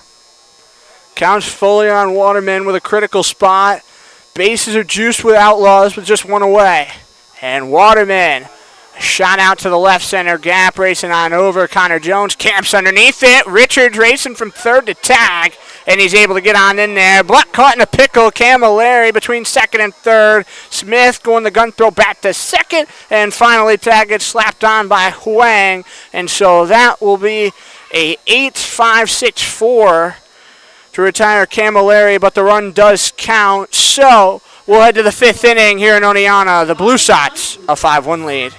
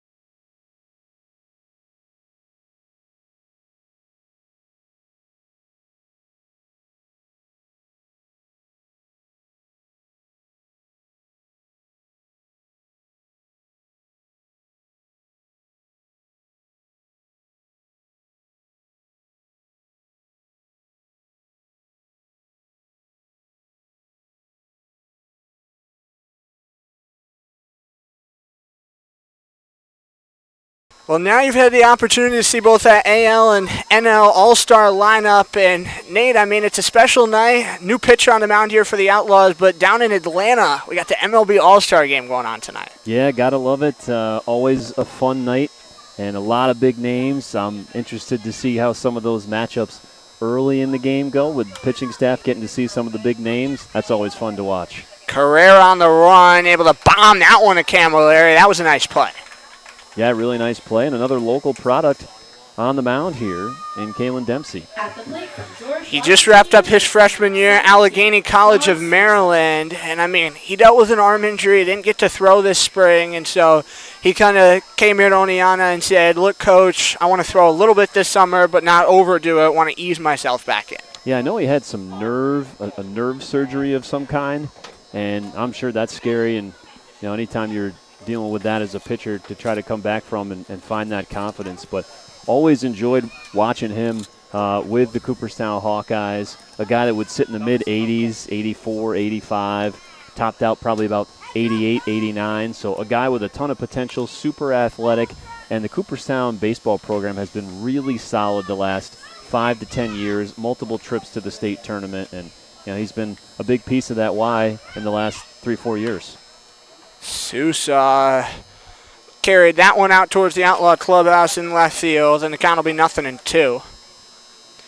Well, when you talk about some of these local schools, I mean, just explain your role to me, what you do for WCDL and what you do for local sports coverage. Yeah, I'm our sports director at a local radio station. We're still just a mom-and-pop station down in Sydney, and we cover about 35 high schools in a 3-county area, Shenango, Delaware, Otsego counties. So we get to see Cooperstown, where Dempsey throws, South Court, where the Denglers go. We do cover Oneonta High School here, so it's a lot of fun. We cover all sports, spring, winter, and fall. So it might be at a field hockey game in the fall, a football Friday night game. We do a lot of basketball, baseball, softball, and we try to cover everything from wrestling, cross country. Do a lot with our social media coverage. My website where it's almost like running a newspaper in a way with standings and some stats, kind of a jack of all trades like you during the summer. But, it's really fun for me to get to know the local athletes and to know their stories. That's probably my favorite part of it. So really lucky to do what I do. 2-1, shot straight off the leg of Dempsey, charges it off the mound and flips it to Camilleri. Man, he's lucky that one didn't come straight. It seemed like it kind of took a hop get into his leg because that one would have stung. Yeah, that one would have stung. Definitely took a wicked bounce. And, I'm sure he's probably a little extra nervous. You're just kind of working your way slowly back from injury, and you get a bullet hit right at you. But everything seems to be okay now. Matt Coella now in the box. He's been on base twice tonight, and that was a nice pitch. Probably the best one we've seen yet from Dempsey to start it off. Yeah, that was real nice. Some good drop on that. Seems to be finding a good groove here. 0-1, and that one just barely rolling foul. Came straight up the line, and Camilleri was ready to make a play, and he's always ready over there. He's on it. Yeah, this is nice. Seeing two local guys. I mean, maybe we'll get a chance to see Dugan later. I would really like to see him. He's probably the guy I'm the most familiar with, alongside with the Denglers here. So. Definitely exciting for me and for some other local fans. I know it's a big draw. If there's a night where they know that one of the locals is pitching, a lot of people will say, hey, I'd like to get out there tonight and support him. 1-2, and Dempsey's going to pick up his first strikeout since June 4th. How about it? A 1-2-3, top of the fifth, worked by Kalen here in Oneonta, and we are halfway home in this one. It's a 5-1 Utica score.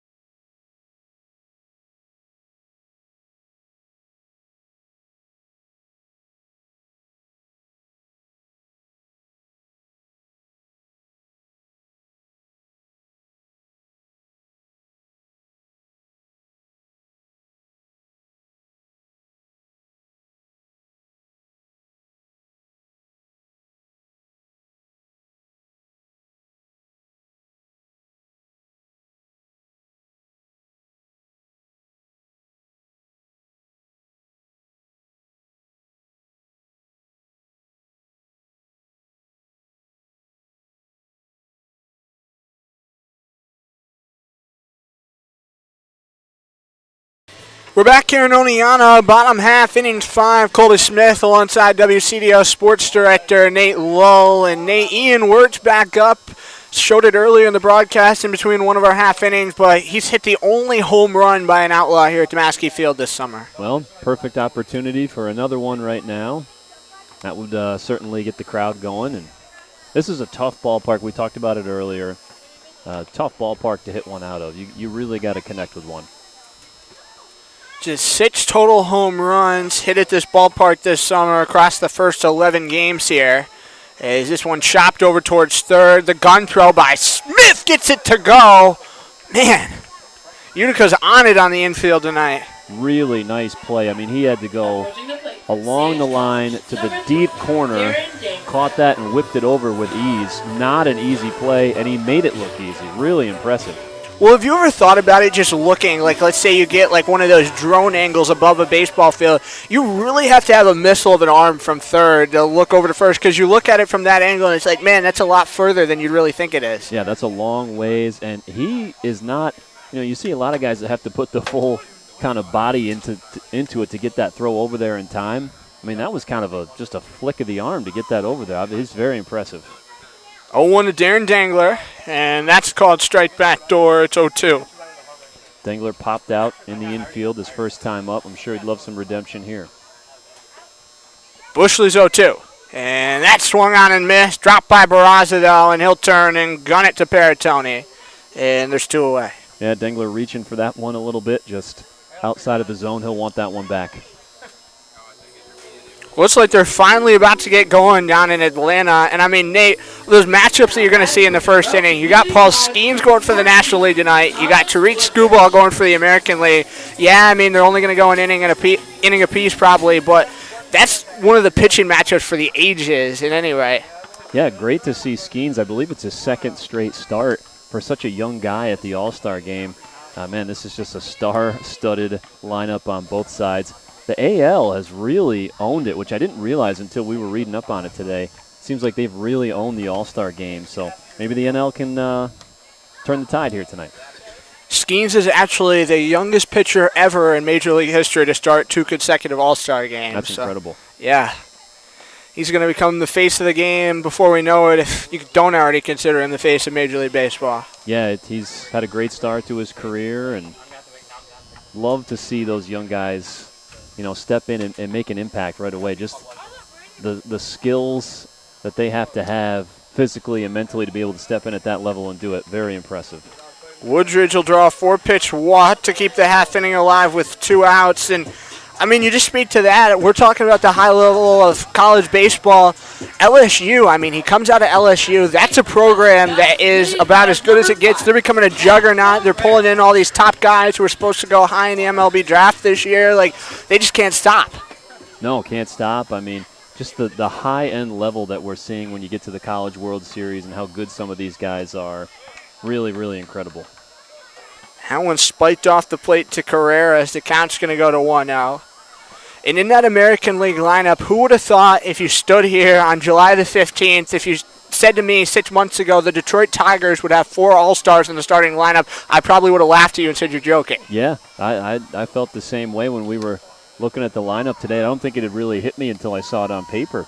But that's exciting for them for sure, and takes me back to, again, when the Tigers had their affiliate here, getting to see some of those young guys come up through their system. Curtis Granderson coming here to play. I mean, we've had some big names in Oneonta, and Detroit was a big piece of that. Count 1-2 on Carrera. You get a chance to watch any of the Home Run Derby last night? I did not, unfortunately. I want to save it and hopefully go home tonight and watch it on YouTube. I'd like to try to watch the whole thing, but that's something I always enjoy. Carrera pulling one the opposite way, and that just barely dropping foul. Seems like Woodridge didn't get the message quite away. He was moving. He was moving. He rounded second, was headed for third. But, hey, you gotta like that hustle. Gotta love it. Woodridge is a really good dude. He's one of those guys in this team who's one of the quiet leader types. Doesn't really say a whole heck of a lot, but he's one of those guys when you look to guys who really want to be here, always putting that work in. Tommy's for sure top of the list. Well, you need those guys, especially when you're pulling in pieces from, again, like we've said, all over the country, all over the world. you're going to need those guys to step up. Carrera again shooting one out the opposite way, and Woodridge this time trying to go to third, and he's able to do so standing up. Runners at the corners. Thanks, Matt Carrera. Apparently it was a dress rehearsal, that play before, because he pretty much just did the same thing, and there was no thought about stopping at second base. He was going right for third. At the plate, number 48. At least that time he didn't have to stop. I mean, you know, pays off. Definitely paid off. Maybe a little two-out rally here for Oneonta. We'll see. So Zach Robinson will take his first swings of the night. Brendan Connolly pulled out of this ball game for whatever reason. And Robinson taking a miss low, and the count's 1 out. I mean, when you really think about it, you look at the scoreboard. Utica with 4 hits, Oneonta with 3. They put the ball in play. The difference has been those 3 errors, really. And Oneonta just not capitalizing on some of the opportunities that they've had, and Utica has. That one in towards the belt, and it's called strike nonetheless. And this one over towards right. The throw from Barras, I don't know what he was looking at, allows Woodridge to score, Carrera to go to second, and the Laws are within 3. I mean, he threw it down to first. First baseman wasn't even looking, didn't even know that he had thrown it until it was way out in left field. Oneonta capitalizing. We were just talking about errors. Utica has been perfect tonight until then, and there's just a little miscommunication. They looked at each other like, what the heck was that? Well, and now down in Atlanta, the All-Star game is officially underway. Paul Skeens, the National League ERA leader. And I think, Nate, the thing that really bothers me when I think about Paul Skeens is just the fact that Pittsburgh can't do more for the guy. He's got a 4-8 record here at the All-Star break. Like, how frustrating has that got to be? Got to be very frustrating. Pittsburgh, it seems like, has always been a team that has potential. When are they going to figure it out? When are they going to turn the corner? And it just never seems to happen for some reason.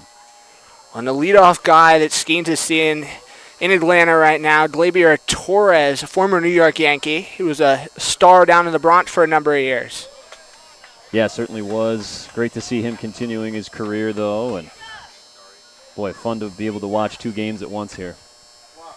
3-1's your count with 2 outs, bottom 5. Laws now down 5-2 as they've scored each of the last 2 runs after Utica worked out to a 5-0 lead in the first 3 innings. Skeens just ripped in a 98-mile-an-hour fastball. No big deal there. And Bushley generates a swing and a miss meanwhile. And thought we had 2 strikes already. Okay. That's all right. Counts full on Robinson.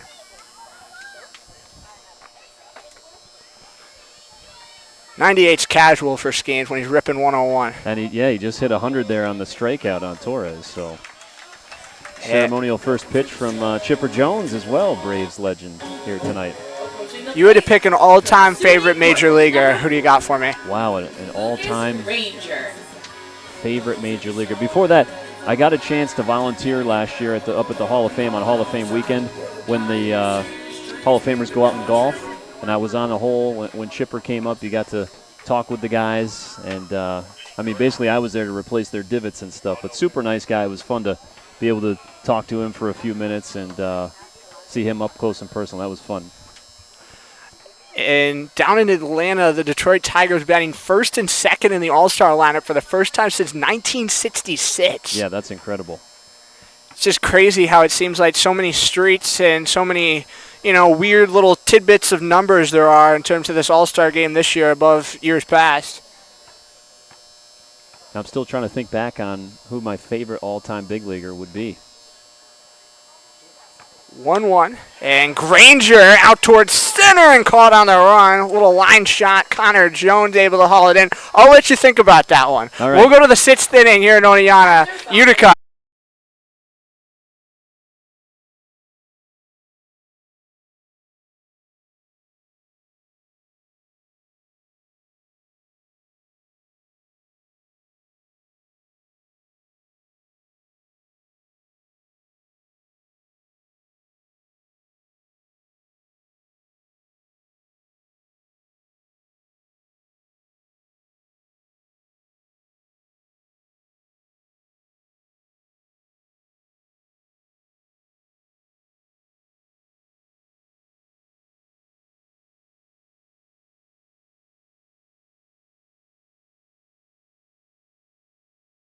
Back here to Oneonta, top of inning 6. Paul Skeens now 2 strikeouts to start the All-Star game down in Atlanta, and just ripped 100 in there on Aaron Judge, making it look so casual. Making it look very casual, and boy, he's going to get out of this inning pretty clean. One scooped up by Ronald Acuna and fired over to first, so just like that, Paul Skeens a 1-2-3 first inning, and third All-Star game in Atlanta gets off to a nice start for the National League. Yeah, not bad, not bad. I mean, he was really throwing some gas there and looked super comfortable.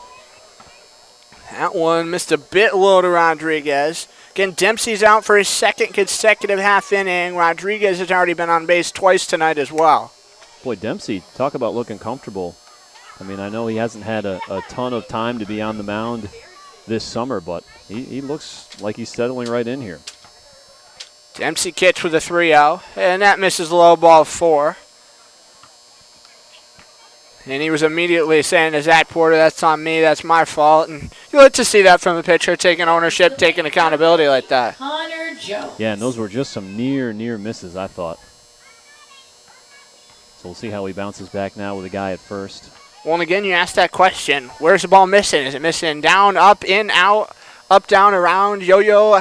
Who knows? Well, we talked about the pitch clock earlier. Maybe we'll have AI behind the plate before we know it. And then we'll know. We'll get a full report on that type of stuff. Dempsey tries that pick off, and nothing's there. Speaking of that, how do you feel about the whole automated ball strike system? What's your thought on that? Yeah, they're going to use that tonight a little bit, right? Yeah. At the All-Star game? Yep. Again, I don't know. I mean, I think it's interesting. I think it's something that we got to try just to see how it works. I'm still not fully sold on it, but you know, I know they've been toying around with it in the minors for quite a few years now, correct? Yeah, and they used it in spring training this year in both Florida and Arizona, too, for the first time. Well, that was a nasty little off-speed pitch there from Dempsey. It's so weird, too, how the whole process works. I mean, I'm not sure exactly if they're kind of changing it, how they did it in spring training. In spring training was if a catcher wanted to challenge a pitch, he had to slap the side of his mask 3 times, and if a batter wanted to challenge it, he had to hold up his right arm and step out of the box. So you got to kind of find some way to do it so it's a little bit more, I mean, you know, because sometimes a guy could just casually hold up his arm, yeah, and you could exactly. think, like things could go wrong with it, so you got to figure it out a little bit, too. Yeah, it's not exactly like football where you have a challenge flag. You know, it's not as easy as that, so gonna have to work out some of those kinks, I'm sure. 1-2's your count with still nobody away. And Dempsey's offering. Bounces in the opposite batter's box, and Rodriguez will charge up 90 feet, moving to second. So that'll be a wild pitch. Nice just to get a piece of that and kind of keep it up here. Didn't get all the way back to the backstop. Well done on just even get a little piece of the block. To reach Screwball is just taken to the mound down in Atlanta as this one bombed out right center gap and gonna fall. It gets between Granger and Waterman. Waterman finally able to pick it up, but damage is done. Rodriguez has scored, and the second is Jones, and it's 6-2 Utica. Boy, if we had a stat on Utica just putting it in the exact perfect spot, and just a little miscommunication there between the Outlaws and the outfield, 2 guys who are brand new here tonight, that doesn't help as well, but I mean, that just fell in the exact perfect spot. Somebody would have had to have a diving catch out there to get that one. So Utica up 6-2 now. Anthony Paratoni going to come on up to the box. Paratoni so far 1 for 2. Couple of stolen bases and a run scored. Struck out looking his last time up. And that one high and in, and it's ball 1. Just one of 2 strikeouts recorded by Tyler Blake. If you missed it, Dangler went just 2 starting this one. Blake went 2 behind him, and now Dempsey out in his second inning of work because it's been a full staff day here for the Laws bullpen. That one a good leave low, and it's 2-0. Yeah, we'll see what the Outlaws decide to do down the stretch here. Still some activity over there in the bullpen. Shohei Ohtani first hit of the All-Star game. Is this one, speaking of hits, out to the left center gap. That one will take a couple of bounces and go almost back to the scoreboard. Connor Jones is in to score, trotting a second Paratoni in Utica. It's now 7-2. Just another perfect hit right into that left center gap. Rolled all the way out towards the wall. Utica brings in another one. again, we've talked about it several times throughout tonight's game, but just making contact, putting the ball in play, good things are happening. That's now 3 straight base runners that have reached against Dempsey after the walk, 2 hard-hit doubles. And so you got to think with all that action that's been happening in the bullpen, his leash won't be long as Woodridge checks the runner and now fires it across diamond. Gets the out. Yeah, nice clean play there. Checked the runner at second and then fired over to first. Batting from Pingtong University, number 22, Jin Kong Hee-young. You really need somebody who's not just smart in terms of, I don't know, range of motion over there, but also those heads-up plays, because it seems like too often you see third baseman kind of mislook a runner at second, and Woodridge is just not one of those guys who does that. Yeah, he's looked real smooth here tonight, and, I mean, it's so easy to critique those guys, but, boy, you got to split second, you got to make a clean scoop, and you got to know exactly what the situation is at all time. Those guys, give them a lot of credit. 1-0, and that one taking a bounce in foul territory as the count to 1-1. Again, we've said it a few times, but just an absolutely picture-perfect summer night here in Oneonta. Great night for baseball. Can't ask for too much more, especially with not too many home games to go. We're kind of getting down to the stretch run here. 2 weeks from tonight's our final home game. Is Porter in the third, just in time. Woodridge slaps the tag, and Paratoni's out. Great throw, great pop time, and that thing was on the money, and so was the tag. We talked about, having to have your head on a swivel at third. He was right there in position and got the tag. That was textbook. So now, just after it seemed like things were falling apart for Dempsey in a big way, gets 2 quick outs, bang, bang. Yeah, that's just, your infield backing you up a little bit there, making the plays. Utica leading 7-2 here in the top of the 6th is Dempsey. Good slider, moves it to 2-2. Yeah, nice pitch there, and this will be big to try to get out of it right here. This one turned on out towards right and curves foul. And so it'll be 0-1 on Ryan Ulysses. Yeah, looking to go right at him here. Try to get out of this top half. And that one, shot straight back. Got caught watching down there in Atlanta. National League already up 2-0. Ketel Marte coming up with 2 RBIs on a single to right. Excuse me, double to right. Yeah, good start. And Chet's swing. Did he go? Of course they're going to say no. Yeah, staying alive here with the full count. He's battled really hard here in the batter's box. And now a very special at bat down there in Atlanta. Freddie Freeman in the box, coming back home, playing the All-Star game. He spent a dozen years as an Atlanta Brave going out to L.A., and he was such a big part of that Braves title a couple years back. Yeah, amazing to think that he was there for that long. And wherever that guy goes, it just seems to be a good situation. Obviously, it's worked out well for him with the Dodgers. And now he puts one in play right towards third, and Caminero going to bomb it on over to first.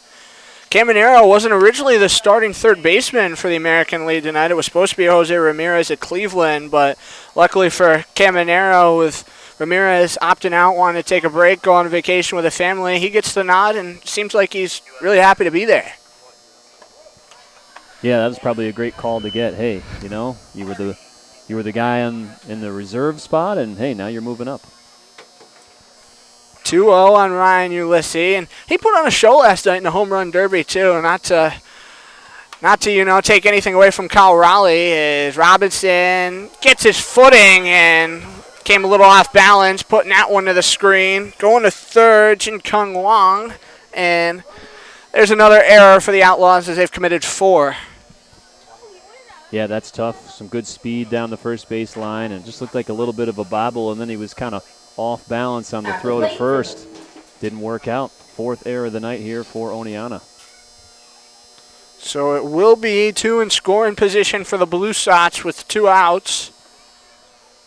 And that's really been the difference. Plays like that, and then Utica's been able to take advantage in the previous innings. 6 hits now on the night for the Blue Sox. Vincent Cowdrey going to take one up towards his hands, and that's ball one. Cowdrey really good friends with Dane Richards, as the two spent the year at Macomb Community College this year. Cowdrey, a freshman, and Richards, of course, just concluding his sophomore year. Also had Jacob Turner here with us from the Outlaws as well for a couple of weeks, but he went back home to challenge. And, for the first time in the All-Star game in history, an ABS challenge. Wow. To reach scoop ball, it's pretty happy. Honestly. All smiles when he gets the call overturned. Call overturned. Wow. That's incredible. That's the future of the game right there. Kalen Dempsey behind 3-0. And that one called strike because it's 3-1. Just watching the faces here. Dave Roberts all smiles there in the dugout too. 3-1. Ooh, Dempsey's still fighting. Count runs full. Boy, he just won't go down here without a fight. Runners on second and third. This would be huge to get out of this for the Outlaws. The payoff. Oh, boy, that looked good too, didn't it? That's frustrating. Very frustrating. We got a walk, and we got a trip coming out to the mound here. Well, and with that arm that's been warming up in the bullpen and left for quite some time, Keaton March making the call to the bullpen. So Kalen Dempsey's day is going to be done as he'll go 1 2/3. He'll be responsible for the 2 on, and we will introduce you to the new Outlaw arm when we come back. Because, again, it's 7-2 Blue Sox here in the top of the 6th.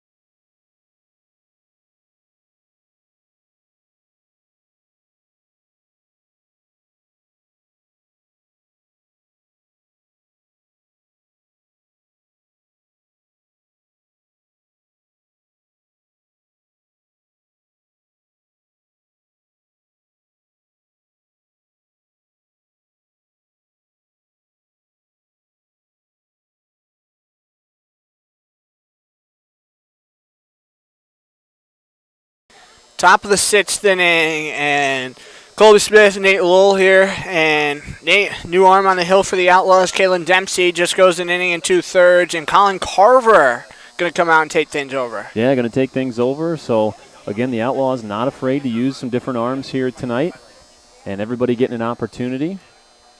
Dempsey, I thought, pitched well, but again, just Utica making you pay for every little thing. And so we'll see what Carver can do. Well, and that's just kind of been the team makeup for the Blue Sox year after year under Doug Dillette. Now in his 5th year at the helm of the Blue Sox, he was on that staff for 4 years prior, and it's a winning baseball culture in Utica. I mean, they've won a couple of summer collegiate titles back in the day when they were affiliated in the New York Penn League. They got a handful of championship banners, so they know what it takes to win up there. Yeah, certainly you can see. I got here a little bit early tonight and just watching them take BP, just kind of a well-oiled machine. Everybody knows what they're doing.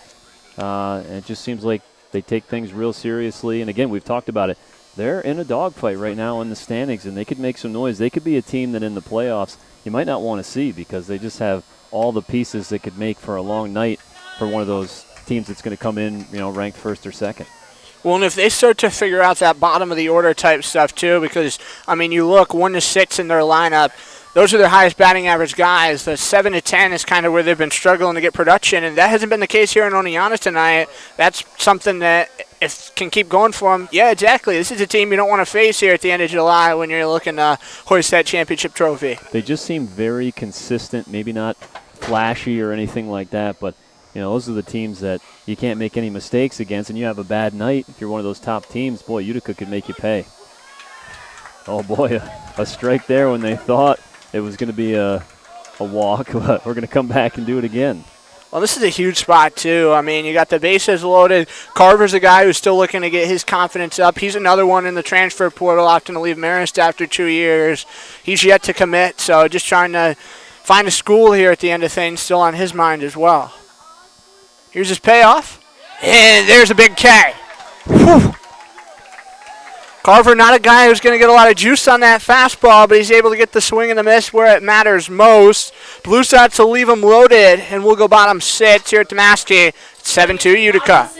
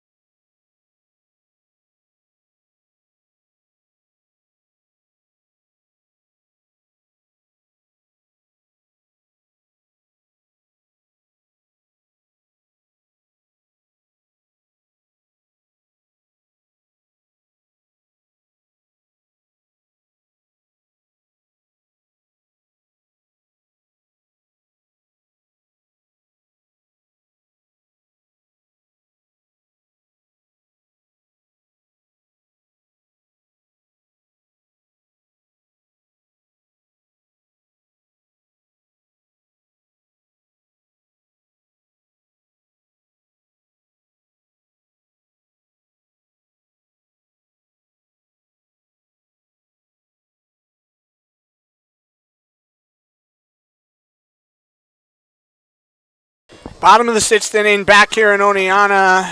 Finally, Charlie Bushley's night comes to an end, and we got a new pitcher on the hill for Utica. is Trey Aikman getting a first pitch pop-up in foul territory for a catch. Yeah, well done.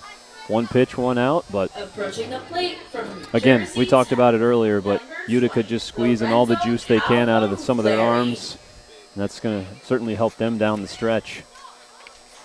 Trey Aikman, a St. Thomas Aquinas product, who's been pretty good for this team out of the bullpen. 7 appearances, 10 innings, 16 hits, 9 runs, 8 of them earned, and he's walked 11 and struck out 5, so I guess that walk to K ratio has been his biggest struggle. Yeah, looking forward to watching him here this inning. Got a little bit of an idea on some of his warm-ups that, maybe a high 80s fastball type of guy. And that one going to miss down and away. My dad just won 50-50 tonight. Hey, so how about that? there we go. See, that's a good night.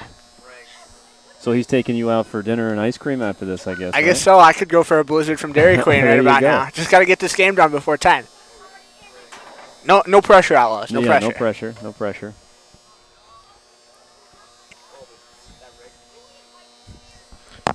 Two-0 count. And that one missing down and away, and counts 3-0. Boy, another pitch I thought looked pretty good there.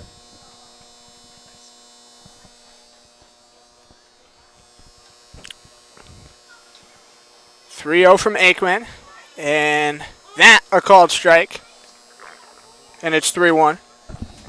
Yo, Mikey, 1 out. Camilleri gonna kick that left foot way up there as he turns, and ooh, Just foul. Paratoni almost had that one. Yeah. That was very close to just falling in there. And that, again, that's the things that Oneonta hasn't gotten tonight, and it seems like Utica has. And from what you've said, that's the tale of this season. Yeah, I could tell you a lot of tales about this season. We'll save those for another day, though. Save those for the campfire. S'mores are on you. Hey, that works. We can do that. Blizzards and s'mores. Let's go. Payoff. And call strike 3. Camilleri is going to get wrong on looking. Yeah, that's tough. That one was right there, and he was hoping to maybe say it was a little high, but 2 down now for Oneonta. Zach Porter now going to have a quick conversation with Enrique Barraza. And tonight has definitely been Porter's best night. I mean, he struck out swinging, put one on the ground on a fielder's choice. He was one of our midseason all-star selections, so he's certainly the guy who's got the pedigree of, good ball player for this squad. Yeah, certainly has showed some pop here tonight. Ripped that one down the left field line earlier. That was a great hit. Counts 1 out. And that in there for a called strike. So it's 1-1. I'd love to give that poodle that's back down behind home right now a hug. That sounds pretty good right now, too. There you go. Have the Blizzard, give the poodle a hug. Yep. Have you guys done anything this summer or in the past where you might a dog night or anything like that at the park? Last night was actually supposed to be Bark in the Park night. We were going to have dogs here, do a little dog parade, but, unfortunately, Mother Nature had other plans. She doesn't like the dogs, I guess. I guess not, but the rain has been so tough, so inconsistent this summer, and these storms just seem to pop up out of nowhere. So down swinging there for the Outlaws. Trey Aikman, we're to 1-2-3. Richards, Camilleri, Porter all retired. We hit the 7th here on Outlaws YouTube. Oneonta still down by a 7-2 score.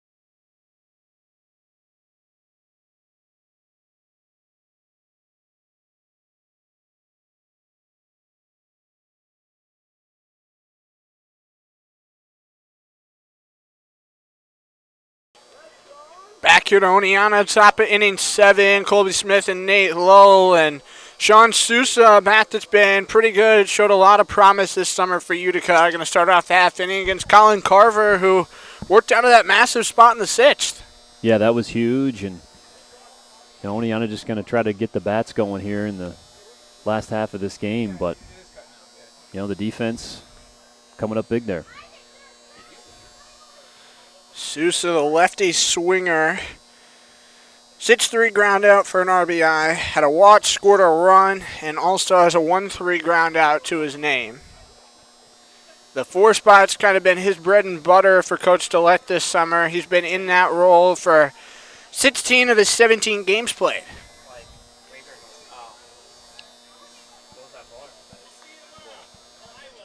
Yeah, nice to have that consistency, I'm sure, if you're Utica, have some of these guys that have been here all summer and can be in the same spot. That's my guy batting down in Atlanta in the All-Star game now. Kyle Tucker. Cubs All-Stars got snubbed, 7 and 9 in the batting order. Yeah, that is kind of weird, isn't it? Especially Pete Crow Armstrong. I mean, you got a guy who has done just about everything you could have asked for and then some this year for that Cubs squad, and put him 9th in the starting lineup. Like, the disrespect. Disrespect. I'm sure it's hard to know where to put all those guys, right? How do you do that? 1-1, and that one straight through the hole on the left side of the infield. Boy, just another perfectly placed ball right between short and third. A rocket, and he's on. Maybe the thought for Dave Roberts when he put his lineup together was, I put those proven veteran guys at the top of my lineup, and then I slide Pete Crow Armstrong. I mean, I don't want to call Kyle Tucker not a veteran by any means, but those guys who I guess don't have the track record of somebody that's chilling up there at the top. Very true. I'm a Mets fan. Lindor, nice to see him get another nod here this year. What's the thought about no Juan Soto in the game? I don't know. I don't know how I feel about it.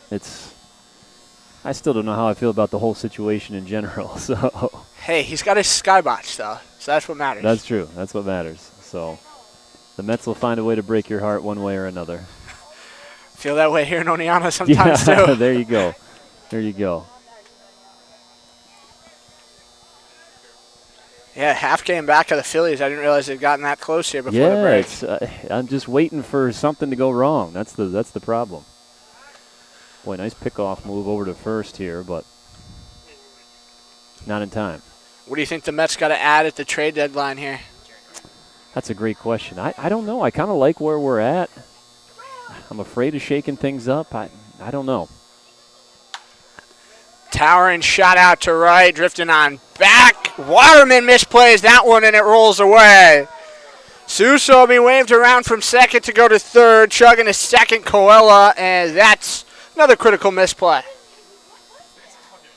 I mean, that was tough. That was just a slip and a fall almost. I mean, he was in perfect position, and then it's just like he went to take an extra step and just slipped out there and right. So that's the kind of night it has been for Oneonta. 5 errors up on the board now. Thought it was going to be a routine fly ball, and then all of a sudden it's on the turf. Whether you believe it or not, this isn't even a season high, though. We had 7 the first time Utica was here. So I guess something about Utica brings out the errors in this group. I guess so. That one will sail up towards the bat, and count's going to go 1-0 on Wally Rodriguez. This is starting to feel like I covered a championship high school game in sectionals this year. I believe it was 19 combined errors. I had never seen anything like it. It got to a point where it was like, this can't continue, and it was for both teams. I thought this just can't continue, and then the next crazy thing, kind of like that would happen. Somebody would slip, just kind of wild plays. So it just shows you baseball, you just never know. Hey, I said disrespect. Pete Crow Armstrong got a double down there in see, Atlanta. there you go. He's trying to just keep him out of Vegas. Yeah, there you go. 2-1 on Wally Rodriguez. And it looks like the Outlaws might get another arm starting to throw in the bullpen as Dangler's going jogging down there. All infielders up on the edge of the grass is, whew. Boy, we've seen this a few times tonight on both sides where a guy was ready to take the elbow pads off, kind of already tossed the bat, and that's a ball. Don't mind it, though. Yeah, that's one thing that's worked out for Oneonta a few times tonight. Here's the payoff. Blasted out to center field, tracing it back. Granger out of the lights. Tagging from third, though, to score is Coella, and it's 10-2 Blue Sox. Yeah, nice catch there by Granger, kind of drifting back against center field here. Just tons of room. Played that one well, but Utica doing the job, brings in another run. So again, this team finds themselves in quite the hole. I mean, it's been a lot of jokes between some of these guys. I mean, we're down by 7 right now. Mercy run rule is 10 after 7. And we've had to go to the 8th inning a couple of times because, as I think Matt Carrera said it best, we don't even know how to lose right some nights. Well, it's tough, and this is my first time seeing these guys in person. Watched the broadcast a few times this year, and yeah, just tough. They cannot seem to catch a break. Definitely a lot of talent on this team, but some wacky things happening, and just sometimes that's the way it goes. It's like the circus. Who can we get to join the band of animals next? Right. 1-1. And Porter, nice frame job on that pitch, but it goes 2-1. Yeah, maybe you need circus night here. Hey, that'd be a good one. There you go. When I was little, I actually thought about being a clown at one point. Oh, really? Kind of weird to say that out loud, but and the looks I'm getting up here. I hadn't been to a circus in a long time, and I went a couple weeks ago. My wife and I took our daughter, and I mean, just to see some of the things that those guys can do is incredible. I got like a new respect for it now. I really do. So it counts to 3-1. And that one out towards right. Gonna get caught. Easy bag. We'll call it for Waterman. So that's all right. Error becomes nothing but a little +1 up on the board after that. Yeah, that was nice. He could redeem himself there a little bit. If for some reason he had misplayed that one too, I might have toppled over and fallen off that cliff again.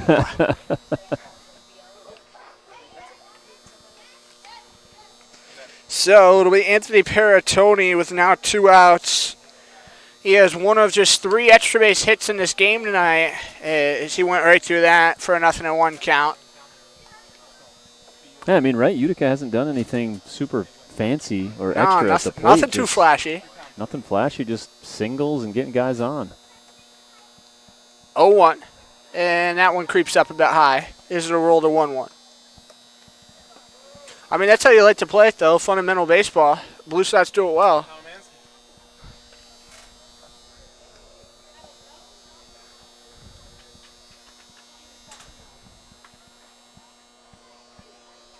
Carver's 1-1.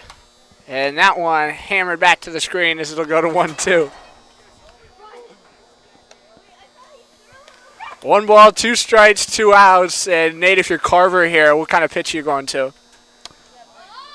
Boy, you know, I think his most reliable pitch has been his fastball. So it worked for him to get out of that last inning. Let's see what he can do here. Carver's offering. Spiked off the plate. Sounds about right. Boy, he tried to paint that outside corner. Nothing there, though. You said he's not, not a guy known for his speed that's going to blow you away, but that's what got him out of the last inning. Wonder if he goes back to it here. Reddy's with the 2-2. And another off-speed coming high. Tried to get him to chase, but this Utica team so disciplined at the plate. I wonder if we were still doing our outlaw pitch charge, what the chase rate would be some of these nights when we're playing the Blue Sox. Because we started doing that early on in the year, but with guys leaving, we don't really have enough bodies to be doing pitch charge anymore. Right. Payoff. Hammered backwards. Boy, fought that one off well. Yeah, Utica very disciplined, keeping it simple. Seems to be a good recipe for them. Paratoni's now seen 7. 3-2 count against Carver. And again, the Outlaws do have an arm up and throwing in left. Got an off day tomorrow, so, I mean, can burn through some arms because then we're playing 3 in a row, Thursday, Friday, Saturday. Another off day Sunday, so schedule kind of gets a little bit lighter here. This one up behind home, and nice catch. Yeah, wow, nice catch by the young fan back here. Let's get him out there on the field. Who we taking off? Put him in. Get him a uniform. Stars of tomorrow, born here at Damaski Field. That's right. That's right. You know, we tried to go high there again, but got a piece of it. So the count's still full. Carver trying to win the battle. Here's pitch 9. Out to right. Waterman over to the corner, and it hooks foul. That's all right. Boy, again, just fighting off anything close, keeping it alive on this full count. Behind Paratoni, it would be Enrique Barraza here for the Blue Sox, if he can find a way to get on base. Again, this Blue Sox bottom of the order tonight has really shown up for the first time in a number of games. Straight up the gut, Carrera going to scoop and fire as Camilleri stretches out to make the play. So that'll be a 6-3 put away. Utica scores 2 more runs. This will be 2 runs, no hits, 1 error, and none left on. And we're stretching in Oneonta. It's 9-2 Utica.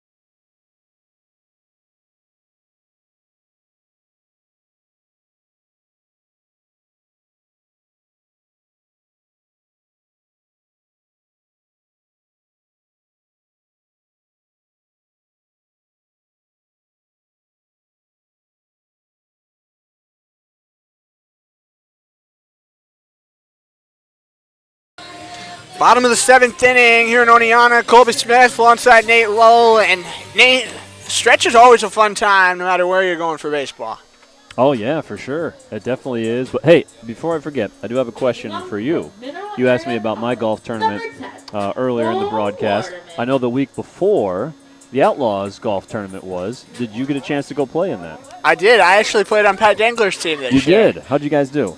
We did all right. I think we ended up shooting 6 over, 7 over par. Okay. So not great, but not bad. I kind of brought the team down. Did all the guys come out and play that day? You get a lot of fans that come out as well? For the most part, we had probably just a bit over half of our team playing it, and then players who weren't playing were working holes or helping out with food and whatnot. So that's great. Yeah, everybody had a part in it. 0-1, and that one going to miss a bit low, and the count will go to 1-1. Had our Outlaws 5K, too, a couple weeks back. Yeah. It's been a pretty busy summer here. Always a fan favorite.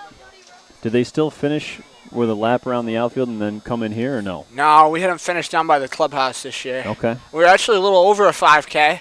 General Manager DeLillo was a little off in his course mapping skills. He just wanted to make sure everybody got their money's worth, I guess, right? So. Yeah, for sure.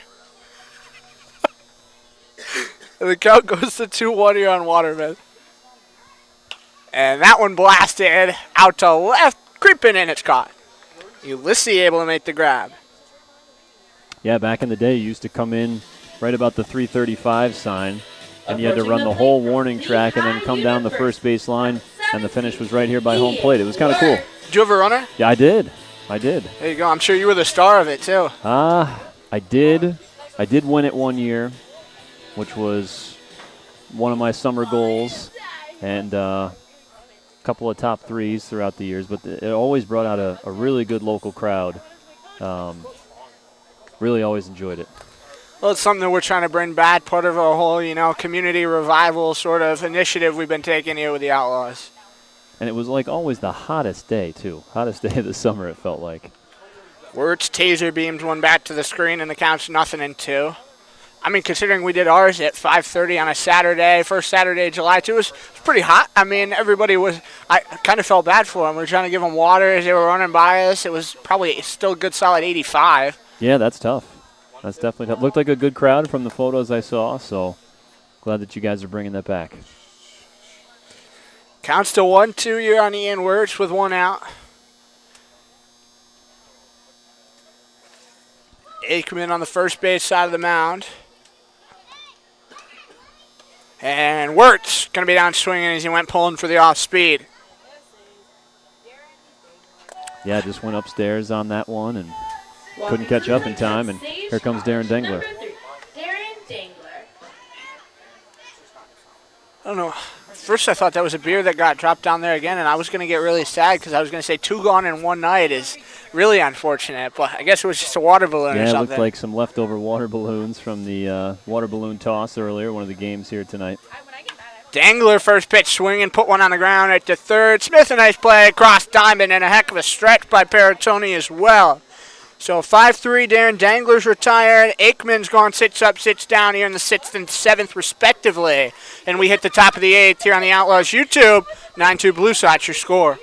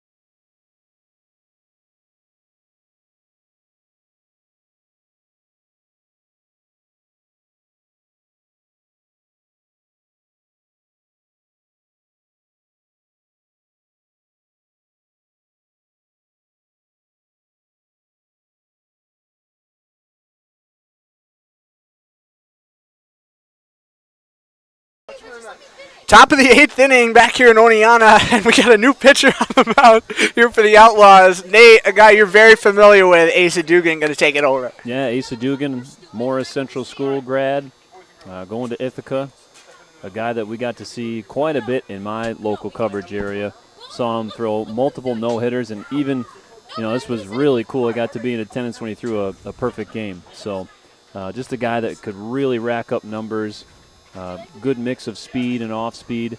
Interested to see how it translates at this level because getting to see him against some small school talent, that's the one thing I never know. Hey, how's this going to translate when he gets up to a college level or something like this in a summer league? So excited to see Asa pitch here. Really great three-sport athlete for Morris during his time at MCS. Well, and he just recently made that transfer. He's no longer an Ithaca Bomber. He's now a Russell Sage Gator. Out to center field.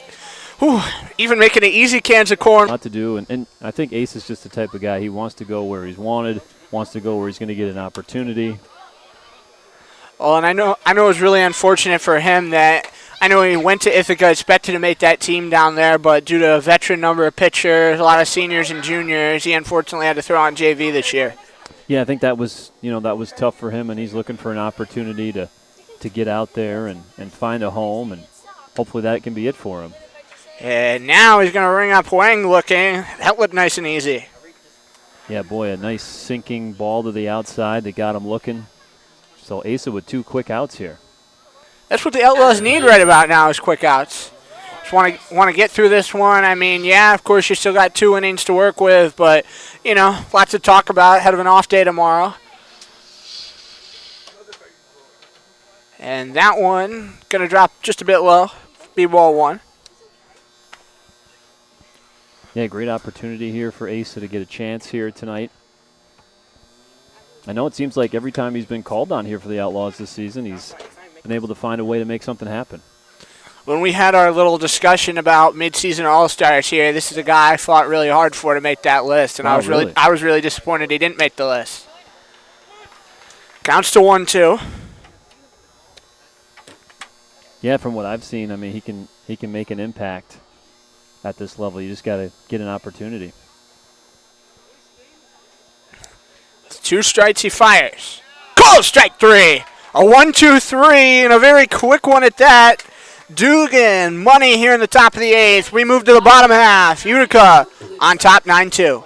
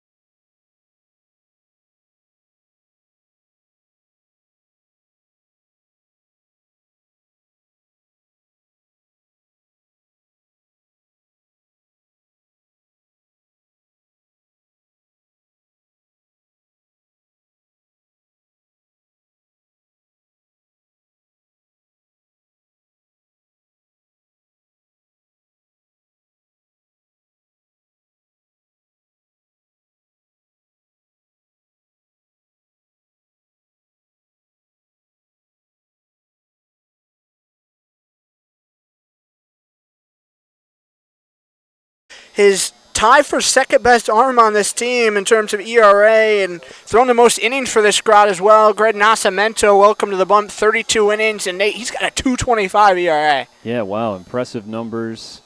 And maybe just a move to say, hey, let's close this one out as quickly as we can. Get the W, get on the bus, and get out of here. Not quite sure. Maybe just trying to get him an inning or two of work here to make sure he's set for another outing coming up. But, yeah, an interesting move, like you said. Maybe they heard me that I wanted to get to Dairy Queen before That's 10 right. o'clock, and so they were said, like, come on, let's get him out of here. It's 9:23. We got to get Colby over to Dairy Queen. 0-2. And Woodridge out to center. That'll drop for a base knock. Yeah, floated one right in there. Perfect spot. Pushing the plate from That's what Hudson Utica's Valley had all Community night here College, tonight. Number 5, Matt Carrera. Carrera just kind of honed his inner Utica blue sock right there and was like, let me have a piece of it too. Forget the Force. Who needs Star Wars right about now if you can hone your inner Utica blue sock? This one, Carrera squeaks it through on the right side, just past Wong, and Outlaws in business. Back-to-back hits. Well, that was also much like Utica's been doing all night tonight, so I think you called it. This is very reminiscent of a couple innings ago where they loaded the bases with no outs. Luke Skywalker who? Zach Robinson. So it's back to the top of the lineup. Zach Robinson, his second at-bat of the night. He came into this one with a single in the 5th inning. Didn't expect to play tonight, but trying to make the most of the opportunity getting in here off the bench. And he'll take a miss low and away. That's always tough as a guy. You don't expect to play, when you have that off night, because baseball is not one of those games where you expect, like basketball, I might get subbed in, or hockey, constant line change. Baseball, it's like if you're not in the lineup, you're really not expecting to play. Yeah, very true, but, a lot of these guys was watching during pregame, still went through their whole routine, did everything, and I guess you never know when your number is going to get called, so you got to be ready.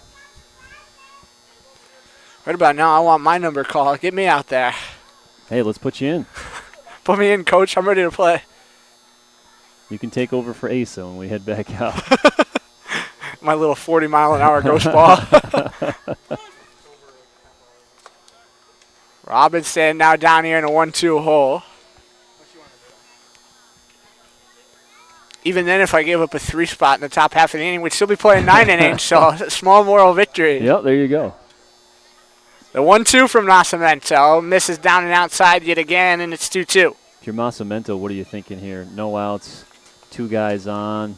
Thought, oh, maybe I'll come in and just get some light work. Oneonta's making you pay so far.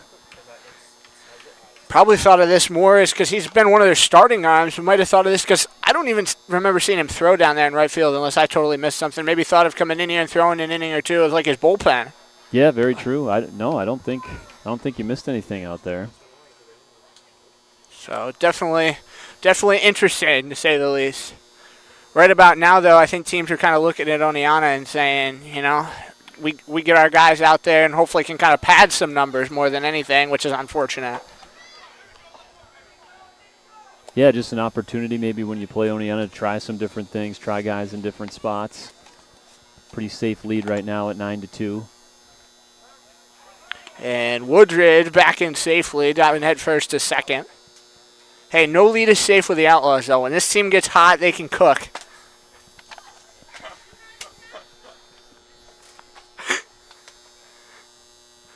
The 2-2. And that'll miss down and outside. So count runs full.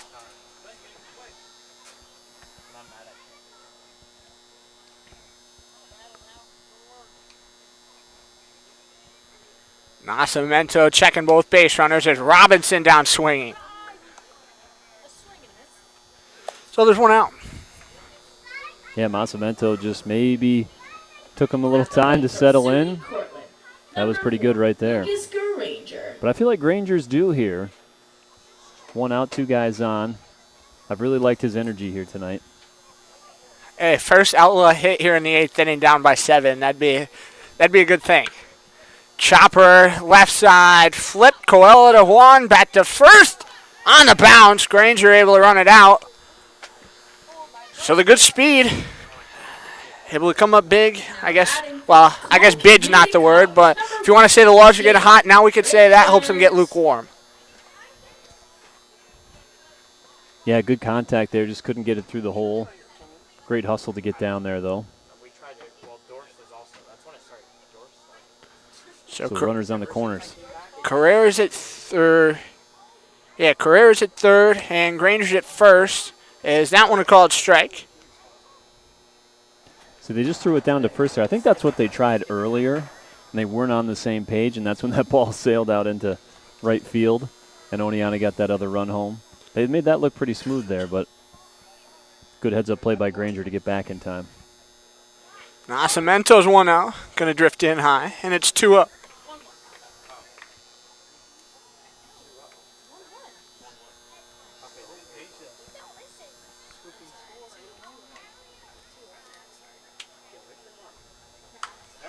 This one shot up a mile high, straight up the middle, and almost got misplayed, but luckily Huang was able to haul it in. So that will bring the half inning to a close as, again, Dane Richards retired here for Oneonta.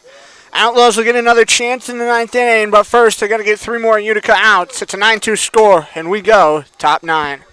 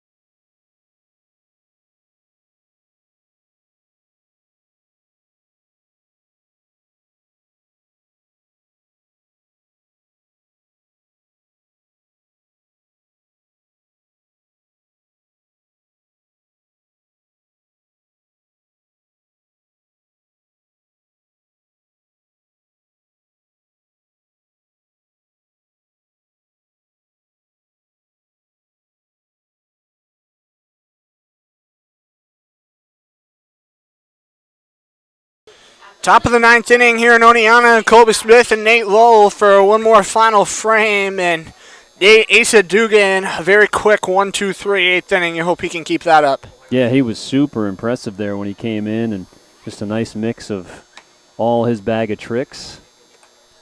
Good to see him doing so well here at this next level. Speaking of clowns earlier, maybe bring a magician out and you make Asa the star of the show. Hey, there you go. Well, he has been. I mean, that was a fantastic 8th inning that he had. I'll have to leave a top hat in his locker tomorrow, Yeah, I guess. there you go. 2 up. Blasted.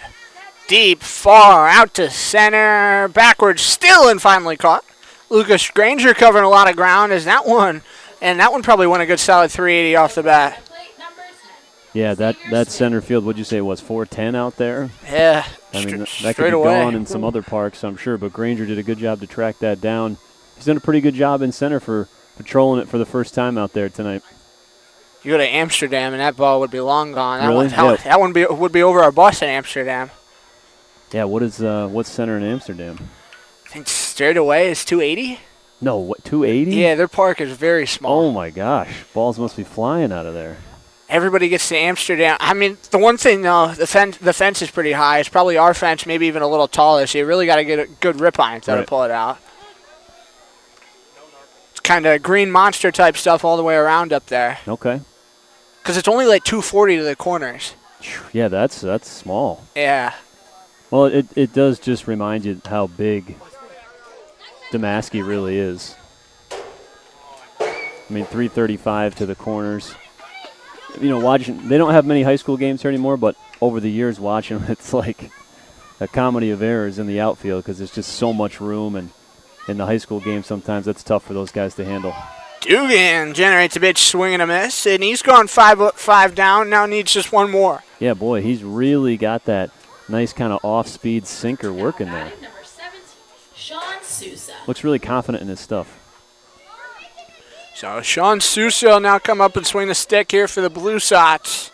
As again, there's 2 outs, top 9. Outlaws trailing by 7, and he generates a fly ball out to shallow left. Back Carrera lays down and comes up with it. What a snag by the Eastern Connecticut State commit. We go to the bottom of the 9th here in Oneonta, and the Outlaws trailing by a 9-2 score.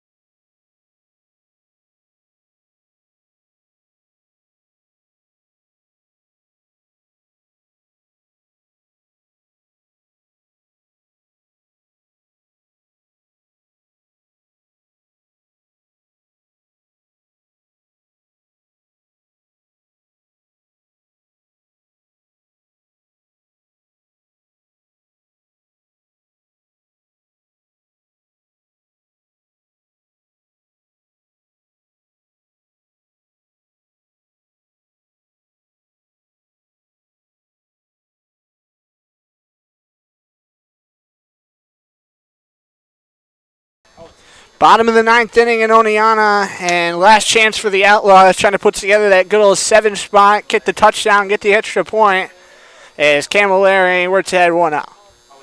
Hey, you never know, right? You never know. It's not over till the fat lady sings, and I don't see any fat lady right now. So, and that, another missed high, and counts 2-0 here on Lorenzo. Well, the good news for Oneonta, the lineup they have coming up, these first 3 guys, all guys who have shown some good promise tonight here at the plate. Camilleri ahead 3-0, and kind of surprised to see Nascimento out for another inning after the way that 8th inning went. I mean, sure, he came up unscathed, but definitely not the quality of work you've been seeing from him this summer. Yeah, it must be a backstory to all that somewhere in there. And a walk here for Oneonta. Love to see it. Love to see it. Camilleri going to get on courtesy of the 4-pitch walk. And now it'll be Zach Porter's turn. Zach Porter. Don't see any activity down there in the bullpen. Not that I would necessarily expect to, but how much of a leash are they going to give him here? Surprised the Outlaws still got a handful of guys down there in the bullpen and left. Usually by this point in the ball game, everybody's chilling in our dugout. This one misplayed out and right. Cowdrey had it fall over his head. Camarelli turning and chugging for a third. He gets there standing up, and the Laws will have second and third with nobody out. Hey, we said it. These guys have had some hot bats tonight in this part of the Oneonta lineup, and we got 2 guys on with no outs again. This is where the 7-run rally starts. This is what dreams are made of right here. I put my head down on that pillow every night thinking of the next day's Outlaw game, and I dream about how Oneonta can muster some runs.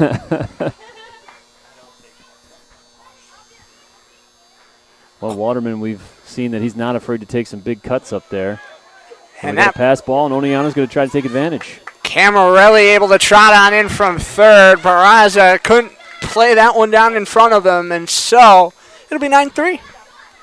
9-3, no outs. Another runner on third. And Waterman still at the plate here.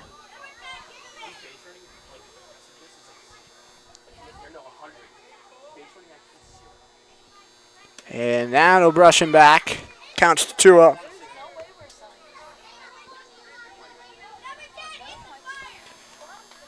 So down but never out are the Outlaws. Even when it seems like, the goings are getting tough, this team tries to keep on fighting.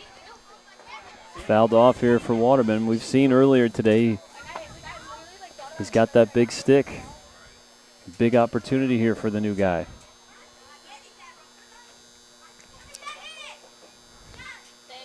Nascimento is 2-1. And that calls strike as it runs to 2-2. Meanwhile, down in Atlanta, National League still on top in the All-Star game, 2-0. Got those 2 first-inning runs on Tariq Screwball, and since then it's been totally quiet back-and-forth game. Waterman count runs to 3-2. Yeah, good start there for the National League. Well, and there's another surprise. Again, you looked at me 6 months ago and said Toronto would be leading the Yankees in the AL East right now. I probably would have said I don't believe you either. Yeah. Yeah, I thought that was definitely a Boston and New York race, but nice to see Toronto back in it. They always make it interesting from time to time, and fun when that division has some more horses in it. The payoff rings him up. Look at it. Waterman won't even offer, and so there's now 1 out in the inning. Yeah, tough break there. Outside pitch. He tried to let it, Now batting number 7. and he just goes down looking.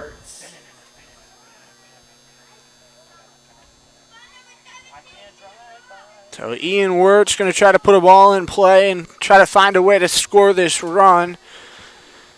Outlaws hitting almost to their average of runs per game per this season, averaging 3.4 per. So just 1 more, get them over that threshold. And again, you look at it, Utica, 7 hits tonight. Oneonta was 6. They put the ball in play, but Utica just taking advantage of a ton of their opportunities. Wirtz sends one straight back to the screen, and the count's 1-1 here with 1 out. 5 Oneonta errors, just too much to overcome.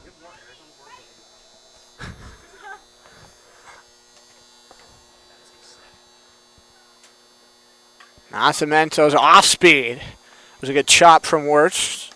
Yeah, real nice pitch there. He was just out in front of it. Keaton Mark looks like he's trying to direct some traffic. Was having a quick conversation with Zach Porter down there at third. The 1-2. And it's like a couple balls off the plate in.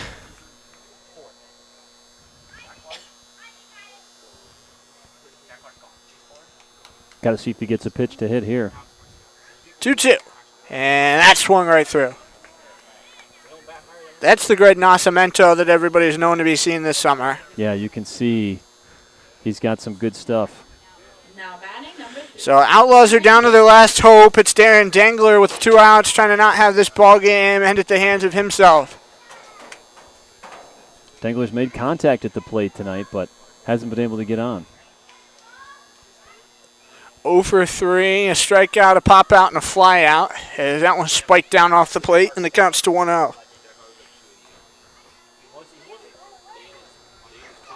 For him, it goes back to what we talked about earlier, a guy who dealt with so much injury this summer. The joke was he had himself his own 2-month IL stint this summer. So just trying to find that rhythm, trying to find that groove and get back into things.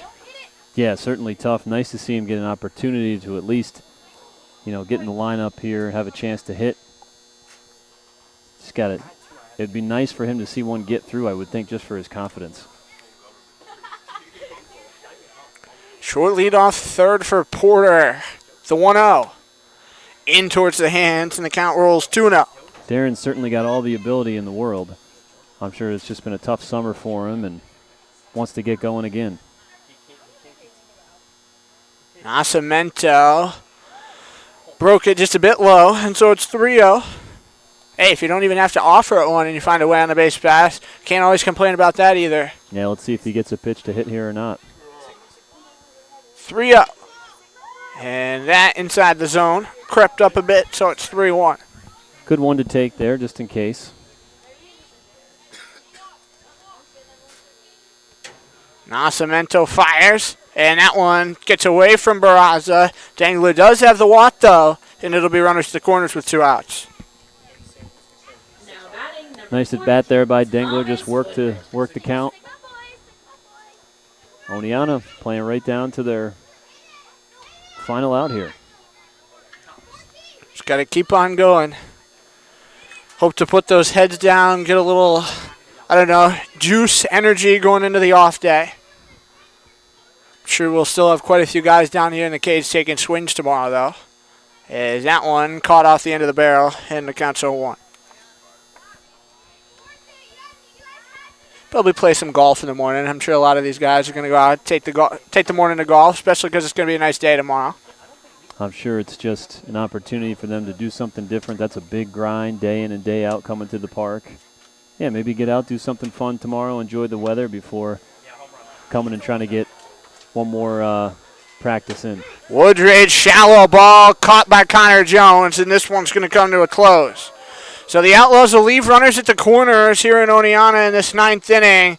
And despite a late run and late surge after the Blue Sox took a 5-0 lead, Nate, your final score going to be 9-3 Blue Sox.